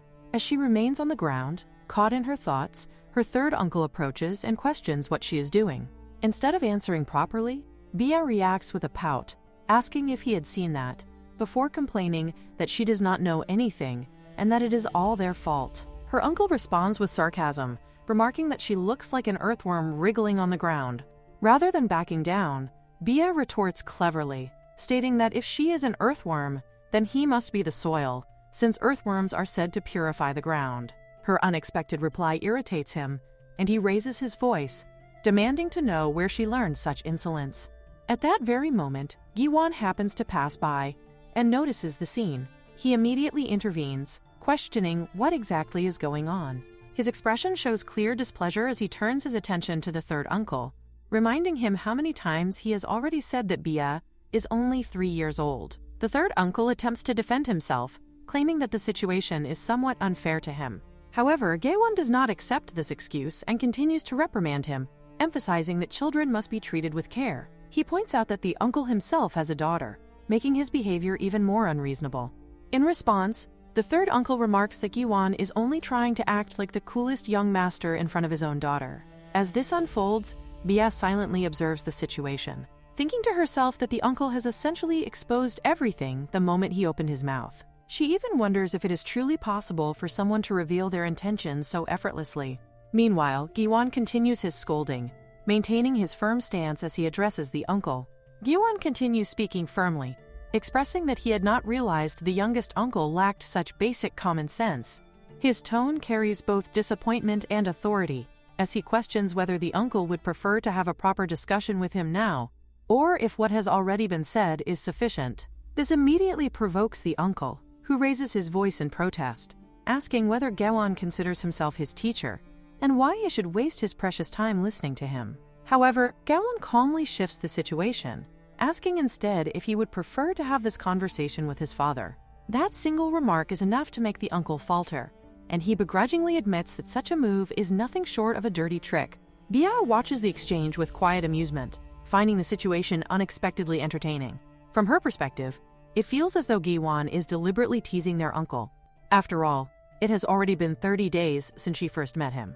She recalls how, back then, she had asked her first uncle whether there was truly no other way. He had laughed lightly and admitted that there was not, though he added that if her father were to hand over guardianship rights to them, they might be able to negotiate something with the family. Even so, that path would still require her to meet her father, something she has been avoiding. Despite thinking about it for days, she still does not want to face him, and would rather avoid that encounter altogether if possible. Gaewon's attention then shifts back to Bia, as he asks what she had been doing there. She answers honestly that she was pulling out medicinal herbs. He immediately dismisses the need for her to do such work, suggesting that she leave such physically demanding tasks to the youngest uncle, who is full of strength. He even adds that she could simply ask him for help, reminding her that it is not just her father and the youngest uncle who owe her a favor. He himself is also indebted to her as her benefactor. This reminder sparks a sense of pride in Bia. She reflects on how she had saved him from nearly going to prison, and without hesitation, she pats him as though praising a child. She remarks that he has grown big and strong, comparing him to a swallow that remembers kindness. She continues in a tone of approval, saying that his posture is good and that he should work hard, become stronger, and repay the favor properly. In the midst of this light-hearted moment, a sudden sound catches her attention. She pauses, wondering what it could be. Her gaze shifts as she notices something emerging, moving toward her before leaping directly onto her lap. Startled, she looks down, only to find a small, unfamiliar creature resting there. The third uncle quickly identifies it as a thunderbeast. Confused, Bia initially misunderstands, thinking of something entirely different, which prompts the uncle to question what kind of strange thoughts she has. He then clarifies that it is not anything ordinary but a divine beast, an entity formed from lightning itself. He goes on to explain that when the power of those who wield nature-based abilities becomes exceptionally strong, that power can develop a will of its own and take on the form of an animal. These beings are known as divine beasts. Bia recalls that even the protagonist of the original story, Ryan, had possessed such a creature, a snake or bird-shaped divine beast that remained by her side. She has heard that these beings grow stronger the closer their form resembles that of a real animal. The third uncle continues, mentioning that his brother had once raised one or two such creatures, which surprises Bia greatly. She questions whether her uncle truly had a divine beast as well, and wonders why she had never seen it, even when he lost control of himself. The uncle explains that it had been intentionally sealed away, as it would have been disastrous if a man already out of control had also unleashed a wild divine beast. He adds that while such beings are more commonly associated with people from the Western continent, it is not unheard of. Still, this revelation astonishes Bia, as it is a detail she had never encountered before, even in the original story. At that moment, the third uncle turns to Gaewon, questioning why he is pretending not to notice the creature that is clearly calling out to him. Gaewon responds calmly, stating that he never asked for it to appear. The uncle reacts with disbelief, accusing him of denying the existence of something others desperately wish for but can never obtain. He explains that divine beasts grow by receiving acknowledgement and trust from their masters, and that this one in particular seems to be starving for recognition. If Giwon continues to reject it, the creature may not survive. Giwon interrupts, stating that he already understands. His father had explained everything to him, so there is no need to repeat it. He insists that he knows what is at stake. Meanwhile, Bia, unable to contain her curiosity, asks her uncle to explain everything more clearly. The uncle elaborates that among those with special abilities, individuals whose power manifests as a divine beast are extremely rare. Such people can grow twice as strong when they work together with their divine beast. However, this only happens if the master acknowledges its existence. Without that acknowledgement, the creature cannot survive for long. He adds with frustration that Giwon is essentially pushing away a rare and valuable fortune. Giwon raises his voice in response, denying that he is rejecting it. He admits that even if he wants to face it, he cannot bring himself to do so. Before he can continue, the uncle cuts him off, already understanding his hesitation. It is obvious, he says, that Giwon fears his father's illness might be hereditary. If he were to gain a divine beast and then lose control as his father did, he worries that he might end up harming others in the same way. Giwon tells him to stop, insisting that he knows nothing, yet his uncle counters that it is impossible for him not to know. The uncle admits that he too is afraid that his daughter might inherit the same illness. Bia watches the two of them and questions why they are worrying over something so pointless. In her view, they should instead recognize what stands right before them: a genius physician. Only 2 days earlier, when she diagnosed her uncle, the number of medicines she needed to prepare had by no means been small. Even so, it was still fewer than what she had required for her other uncles. Moreover, during her third life, she has already treated both madness and Caesar's condition. As long as the correct ingredients are obtained from the market, there will be no issue at all. By making medicine, she can also improve this body's proficiency. Everything has already been carefully planned, leaving no reason for either her cousin brother or her uncle to worry. She reminds her uncle that he has already witnessed her abilities. Even this so-called sleepy-headed uncle, who had been a terminal patient, showed improvement under her care. She is far more capable than they realize, and the more they observe her, the more astonished they will become. Turning her attention to Giwon, she urges him not to concern himself with anything else, and to focus instead on how he will repay her. She even tells him to go ahead and take the beast, assuring him that there is absolutely no problem if he does so. From what she remembers, even if the black retainer darkens after her uncle's death, he does not succumb to madness. And even if such a situation were to arise, she is confident that she would be able to cure it. Giwon, however, explains that he had never intended to completely get rid of the matter or ignore it. It is not as though the thought had never crossed his mind. He admits that it was frightening, deeply so. At times, he had even questioned why such a fate had appeared before him when he had never wanted it. In that sense, the younger master's uncle is correct. There has always been a lingering fear within him that one day he might develop the same illness as his father. The last physician who examined the matter had mentioned that there was a possibility of it being inherited. Ever since then, Giwon had been haunted by the image of his father's condition worsening day by day, and he could not help but imagine a future in which he would follow the same path. That fear had once consumed him. But now, things feel different. He no longer dwells on that terrifying possibility, and the reason for this change is entirely because of Bia. With sincerity, he acknowledges that it is all thanks to her, and he firmly assures that he will repay this kindness. He properly acknowledges her brilliance, realizing that someone as extraordinary as Bia will inevitably require many powerful warriors to protect her in the future. At the same time, he desires to grow stronger himself. He reflects on how he has been a poor master until now, burdened with fear and hesitation, yet he quietly hopes that this pitiful child before him will not disappear. From this moment onward, he resolves to face the child directly and not turn him away again. There exists something similar in the original novel Divine Beasts, and ability users are bound together as lifelong companions. Yet in previous rounds, such bonds had been denied, rejected, and ultimately destroyed by their own masters' hands. Bia cannot help but wonder how much despair the Black Retainer must have felt during those times. Even so, witnessing a patient overcome trials and recover always brings her a sense of fulfillment. There was once a time when her father had been the only source of comfort in this cruel and unforgiving world. As she reflects on this, she suddenly notices the beast flying toward her and wonders if this is its way of expressing gratitude. Observing it more closely, she finds it unexpectedly adorable, almost like a small chick. However, a sudden flash of memory interrupts her thoughts, reminding her that she does not have the luxury of focusing on such matters now. She steadies herself and reflects on the choice Giwon has made to confront his fears with the belief that there is still hope and a future ahead. If that is the case, then she too must face what lies before her. After having boldly lectured him, it would be utterly ridiculous for her to turn away now. With her resolve firm, she declares that she has made up her mind. She will go to see her father. Soon after, she is seen working within the forest. She recalls how shocked the two of them had looked upon hearing her decision, and how she had barely managed to stop them from insisting on accompanying her. This time, however, she wants to go alone. Across her first, second, and third rounds, and even until the moment she finally decided to meet him herself, the same figure remains. The Black Marquis, her father. A man who has never once come searching for her. Her mother, they say, died early due to illness, and even then he made no effort to seek her out.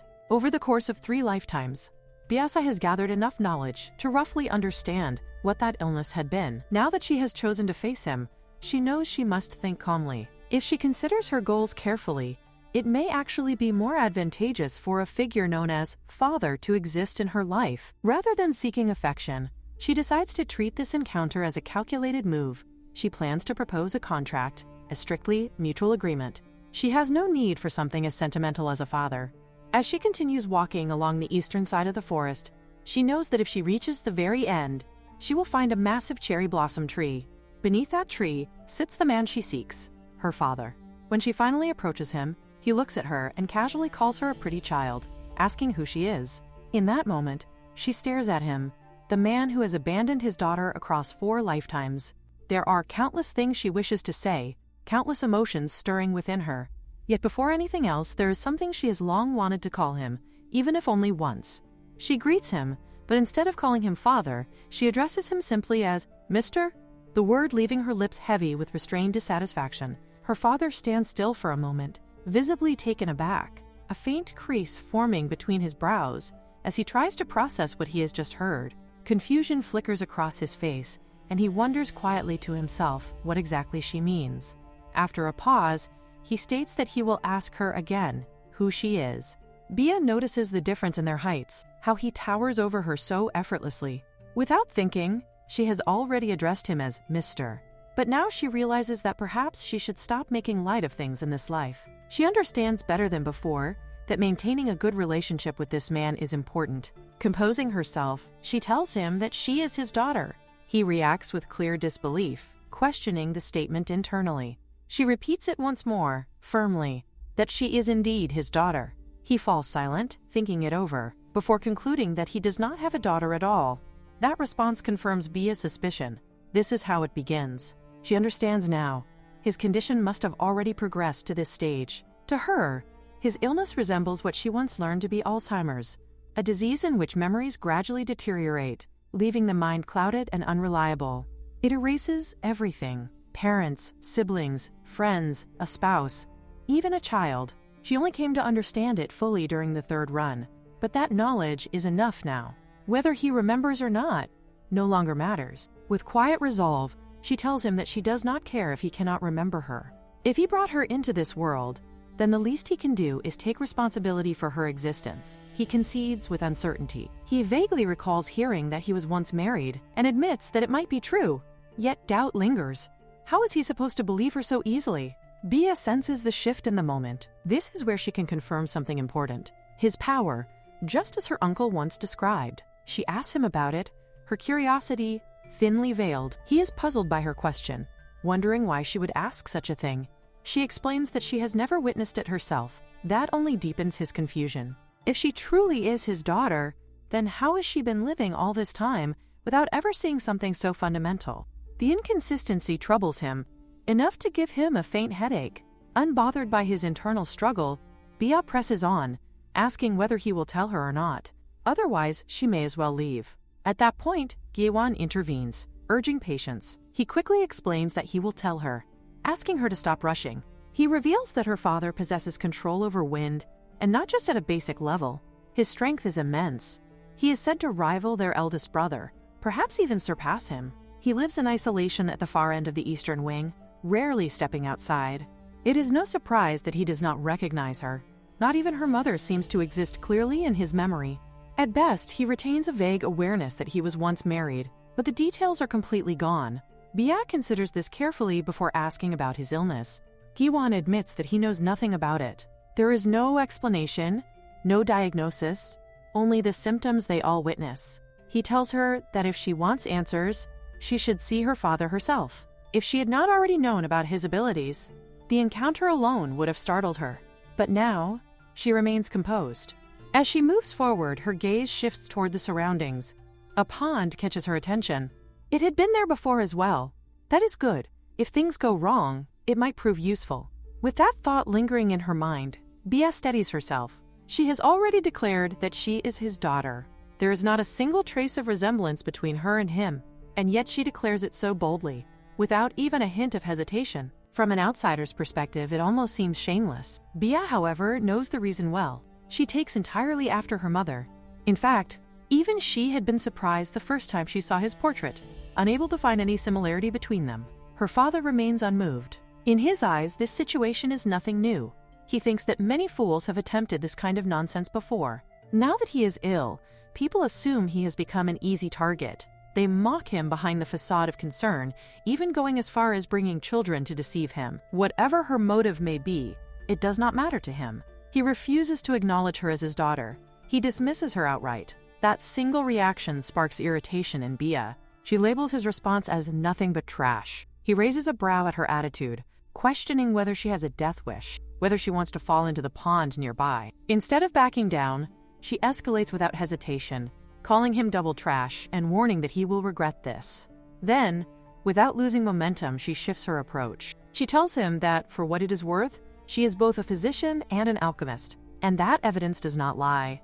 To support her claim, she produces a paternity test kit. She explains its function clearly. The results are determined by color. Blue, if they are related. Black, if they are not.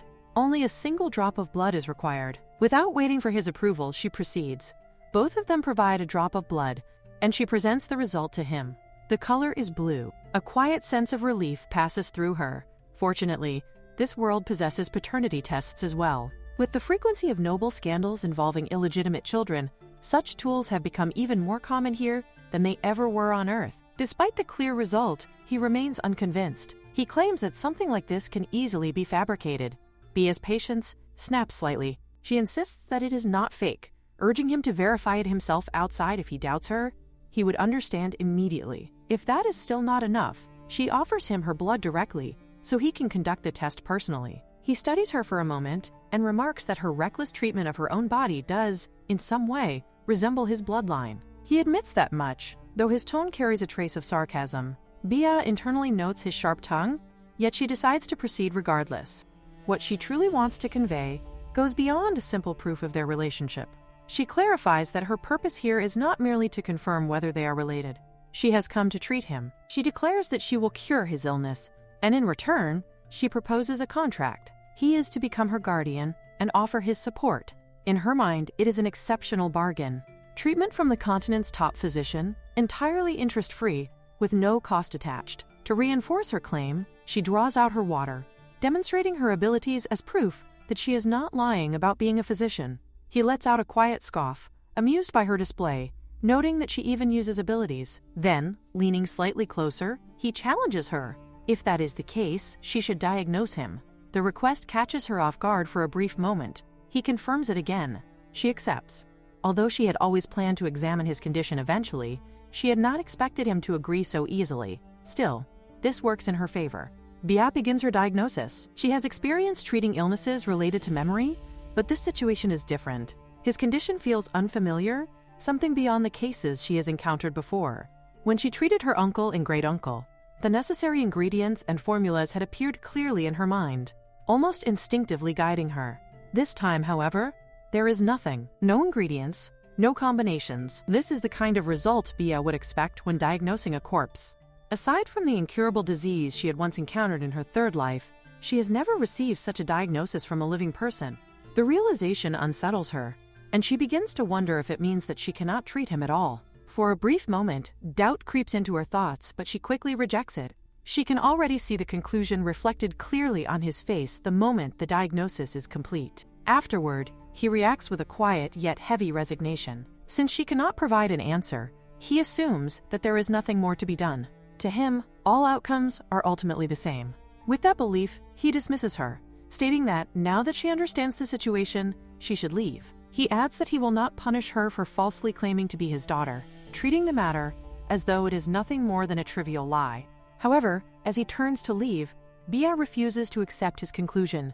She immediately raises her voice, insisting that she has not lied. Although she has yet to find a solution, her abilities are real. She has already demonstrated that she is both a skilled apothecary and a capable physician. She cannot comprehend how he fails to recognize the truth, that she is indeed his daughter. The thought frustrates her further, and she questions why she would ever fabricate something so significant. There is no joy for her in being here, no benefit in claiming such a connection. Her urgency grows as she thinks about everything she must do. She needs to reach the market, regardless of whether she currently possesses the necessary ingredients. There are far too many reasons compelling her to be there immediately, leaving her with no choice but to try and convince him, even if her words fall on deaf ears. At the same time, she acknowledges that his illness is not his fault, yet she cannot suppress the bitterness she feels toward him as a father. Deep down, she hopes that one day he will come to realize his failures. Despite her efforts, he remains unmoved. His indifference persists, and he simply reiterates that she may leave if she has nothing more to say. Faced with no other option, Baya finally turns away. The moment she steps outside, her frustration spills over, and she breaks into a run. Her thoughts race wildly as she labels him irrational and impossible to deal with, anger fueling each step she takes. As she runs toward the pond, a new determination forms within her. She refuses to accept his judgment or his surrender. She questions his resolve, wondering how he could give up even more easily than her uncles. The thought only strengthens her resolve to prove him wrong. When she reaches the pond, she hesitates for only a brief moment. She wonders whether the water is clean, but there is no time left to deliberate. This is a gamble she must take. Without allowing herself another second of doubt, she plunges into the water. Almost immediately, she realizes that the pond is completely clean. Relief washes over her, and she feels a surge of gratitude. This is exactly what she needs. With renewed determination, she prepares to use her final ability. However, before Bia can proceed any further, her father suddenly reaches in and pulls her out of the pond, demanding to know what on earth she is doing. To him, it may appear to be nothing more than a shallow body of water, yet there is something more to it, something he is about to explain. Before he can finish, however, Bia interrupts the moment with unexpected gratitude, acknowledging his action as though it were an act of kindness. In that instant, she mentally retracts the harsh words she had directed at him earlier. Her father pauses, confusion crossing his mind as he begins to wonder whether she had deliberately jumped into the water. Bia confirms that she had her reasons. Rather than resisting, she asks him to simply keep her submerged for a little longer. From her perspective, everything is aligning perfectly. The patient is within reach, and she herself is surrounded by clean water. All the necessary conditions for activating her ability have been fulfilled once again. Submerged beneath the surface, she initiates the diagnosis once more. Her thoughts sharpen as she considers her next step. The question arises, should she begin the treatment? She recalls the nature of her abilities with clarity. She possesses 3 in total.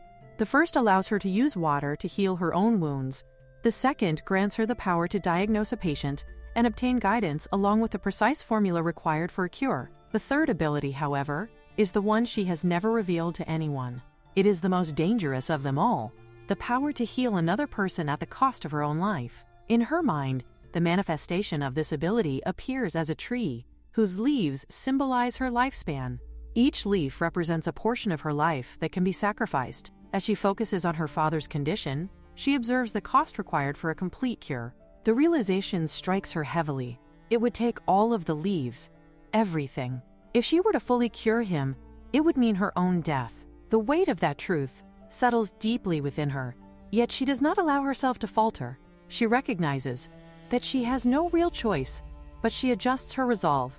Instead of pursuing a complete cure, she decides to aim for improvement. Even restoring a fragment of her father's memory would be enough for now. As the treatment begins, fragments of memory start to surface within her father's mind. One memory reveals a moment involving Bian's third uncle, who once approached him with a plea, asking for a rare chance to switch places so that he could go out instead. Yet her father had refused firmly, insisting that he had his own reasons for needing to leave. The third uncle had protested, claiming that it was only to see Nona again. Their eldest brother had even remarked that she was his first love, suggesting that he was merely trying to escape because he was hopelessly in love. This memory prompts her father to question whether his feelings had truly been that obvious. Another memory follows closely behind. This time, it is Bia's mother speaking gently to her father, expressing her hope that their child's name would include you.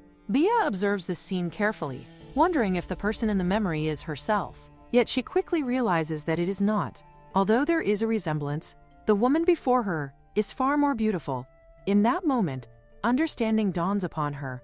This person is none other than her mother. Finally, the treatment comes to an end. The process leaves a quiet stillness in its wake.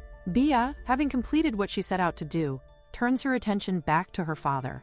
With a mix of anticipation and uncertainty, she questions what he thinks of her treatment. He questions her identity, unable to reconcile her existence with anything he knows.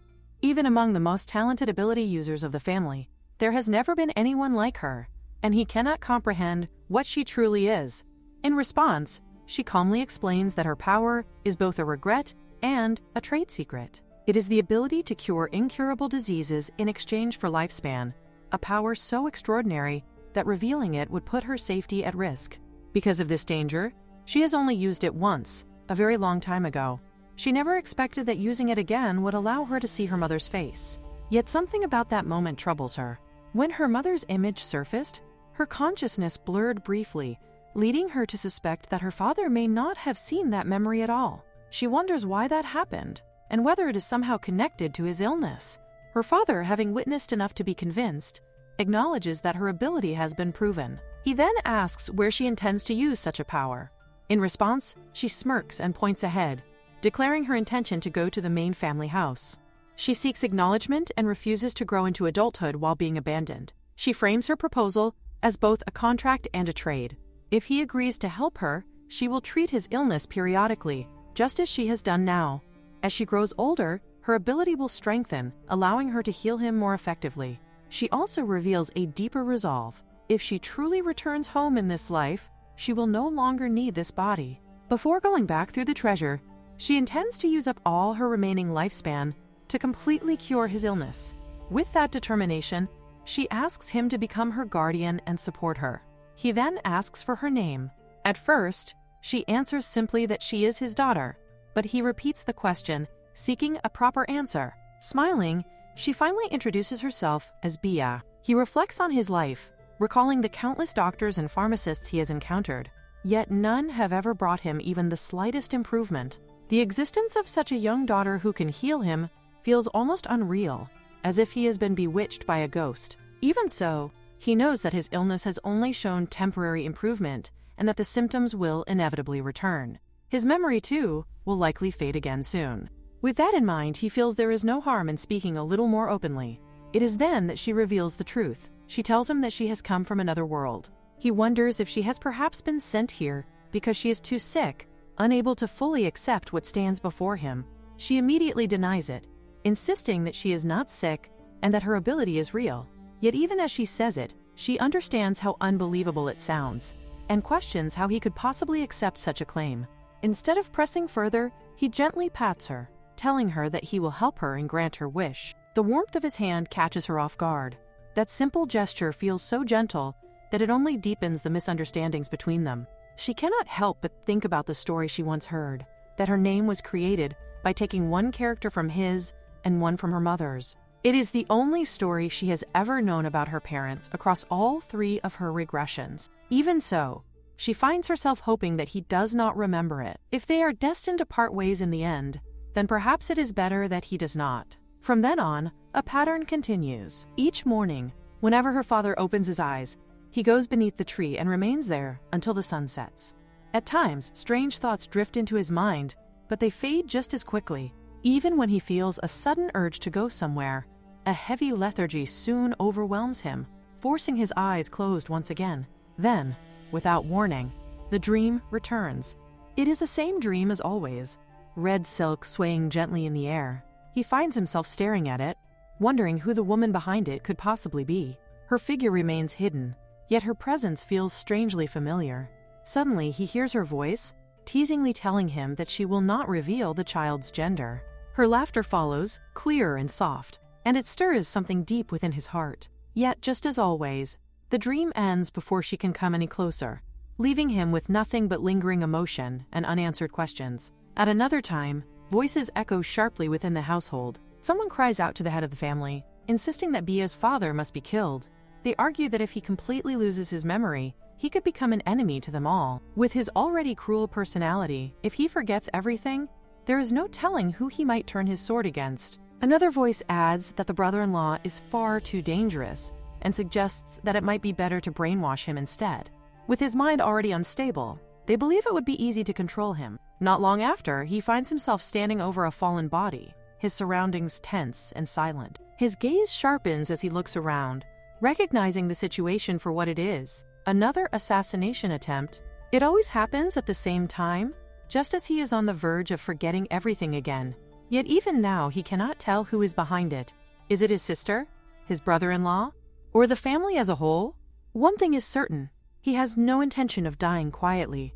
Still, a deep exhaustion weighs on him. He is tired of all of it. As his eyes sweep across the area, they suddenly stop at the pond. A memory surfaces Bia standing there, acting unusually cute, asking to go to the market with him. The image lingers briefly before fading. The next day arrives. He calls out for Bia, his voice echoing through the space. Inside, she lies fast asleep, completely drained. Her body feels heavy, and her mind slowly begins to clear as she wonders if this truly is home and how she even returned here the previous day. Then it comes back to her. She successfully formed the contract with her father and returned, filled with excitement. But she had used up all her energy in the process and collapsed along the way. She had warned him that using her ability would leave her exhausted. But now a new question arises in her mind. Who brought her back? Was it Giwon? Before she can dwell on it any longer, her thoughts are interrupted. Her eldest uncle suddenly appears, asking if she slept well. Startled, she immediately demands to know what he is doing there. He casually explains that he is merely observing her. Now that he has entered a completely stable period, he wanted to see the face of the one who helped him. His smile unsettles her. There is something about it that makes her anxious. Without warning, he steps forward and picks her up, questioning why she is trying to avoid him. He tells her that he would feel sad if she ran away. As he lifts her higher, almost as if to toss her into the air, panic sets in. She shouts at him to stop, calling him uncle in protest. However, he immediately corrects her, insisting that she should not call him that. Instead, he tells her to call him Big Uncle. She thinks internally that whatever he says does not matter, and she will call him whatever she wants. She asks him to let go of her, but he only hugs her tighter, asking whether she really wants him to let her go. He says that of course, if she wants him, he is all hers, and she can have her uncle as well. This makes her question what he is even saying. She had actually told him to let her go, yet he continues speaking, saying that if she wants to take his son too, it is a package deal. She shouts that nowhere, just at that moment, Giwon comes from behind and says that, right, he guesses she would not want him, and he understands that. This makes her extremely worried, and she tries to tell him that it is not like that. Finally, once they are at the table, she says that she hopes there is no misunderstanding about what just happened earlier. Giwon says that there is no misunderstanding here either, and that he will forgive her if she finishes her breakfast without leaving a single bite. She wonders if he is really serious, but then decides that she understands. She will clean the bowl. This makes her first uncle remark that little did she know that the meat in front of them is chicken, but the meat in her porridge is beef. This makes her start to cough, while he says that he really likes her energy. Giwon immediately shouts at his father, asking why he would say that, as he is actually putting pressure on the kid. Meanwhile, she wonders whether it is actually true. Where did they even get the money for beef? The food supplies delivered here are not usually that generous. Her first uncle explains that every now and then, they handle some creeps and get paid for it. She then asks Giwon whether he gets paid, and he replies that it is for their father's medicine. They have been doing this for a long time. Whenever there is someone the family needs to handle, they call his father. This makes her think about what the hell this even means. Even though they kicked him out to the East Wing for being sick, they are still exploiting his skills because they are too useful to waste. She remembers how, in her past life, people used to give their tasks to her, saying that they should also send her to the infectious disease ward. She wonders what she could even do if she did not like it. She had only been a backup for them, so they told her that she should be grateful. They are using her, and this makes her think that these are truly disgusting family members. She declares to her uncle that he does not have to do that anymore, because, from today onward, she is the head of this house. This is the fourth life after her regression, and she already knows which lottery tickets are going to win in the future, so they only need to follow her lead. Gaewon reacts with disbelief, wondering what on earth she is talking about, but his father covers his mouth and saves the situation by telling Bia that she is so reliable. He adds that they are a family now and wonders whether she will answer her uncle honestly, since that is what family members should do. She replies that, technically, by dictionary definition, she guesses that is true. He then says that in that case, she will have to answer her uncle honestly about why she collapsed on the side of the road yesterday, because families should not keep secrets from each other. She responds that her father is always hiding his medicine from her and not taking it. Gaewon tries to help her out, but before he can even do so, her uncle immediately keeps him quiet. Meanwhile, Bia thinks about how she can talk her way out of this situation. She cannot exactly tell him that it happened because she used her secret ability. Her first uncle explains that he was really shocked when he saw her lying on the ground, soaking wet. He asks whether, by any chance, her father had hit her or not, and adds that if she wants, her uncle can go and teach him a good lesson. She does not want to become an orphan over a misunderstanding like this, so she quickly tells him that nothing happened. She explains that her father simply agreed to take her to the market, but her body is weak, and that is all. Her first uncle says that, since they are already discussing this subject, he wants to help her as much as he can, and he would like to be her guardian in any way possible. She questions what he means by that, and says that even if he does not do such a thing, she will still treat him as long as he gives her what she wants. He replies that the treatment is a big part of it, of course, but he also owes her mother a debt. She immediately thinks that he is lying. If that were true, he should have come looking for her a long time ago, back when she was abandoned in the East Wing and treated like a slave by the family. Just like that, he never came for her even once during her previous lives. Her uncle apologizes and admits that he cannot deny it. If he were to make an excuse, it would be that they thought she was living well in the main house. She thinks bitterly that it was all because of everything her mother did for this family. This makes her think about her mother, someone she hardly even knows. Strangely enough, throughout all her past lives, she has barely heard a single thing about her. It almost feels as if someone intentionally kept her existence a secret. Then she recalls that, by the time she remembered her past lives, her mother had already passed away.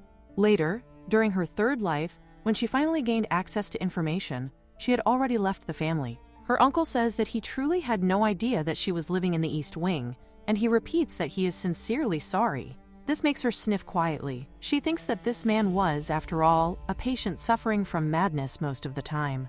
He probably was not even in his right mind, so how could he have ever found the capacity to care for a niece, especially since she is not even his own daughter?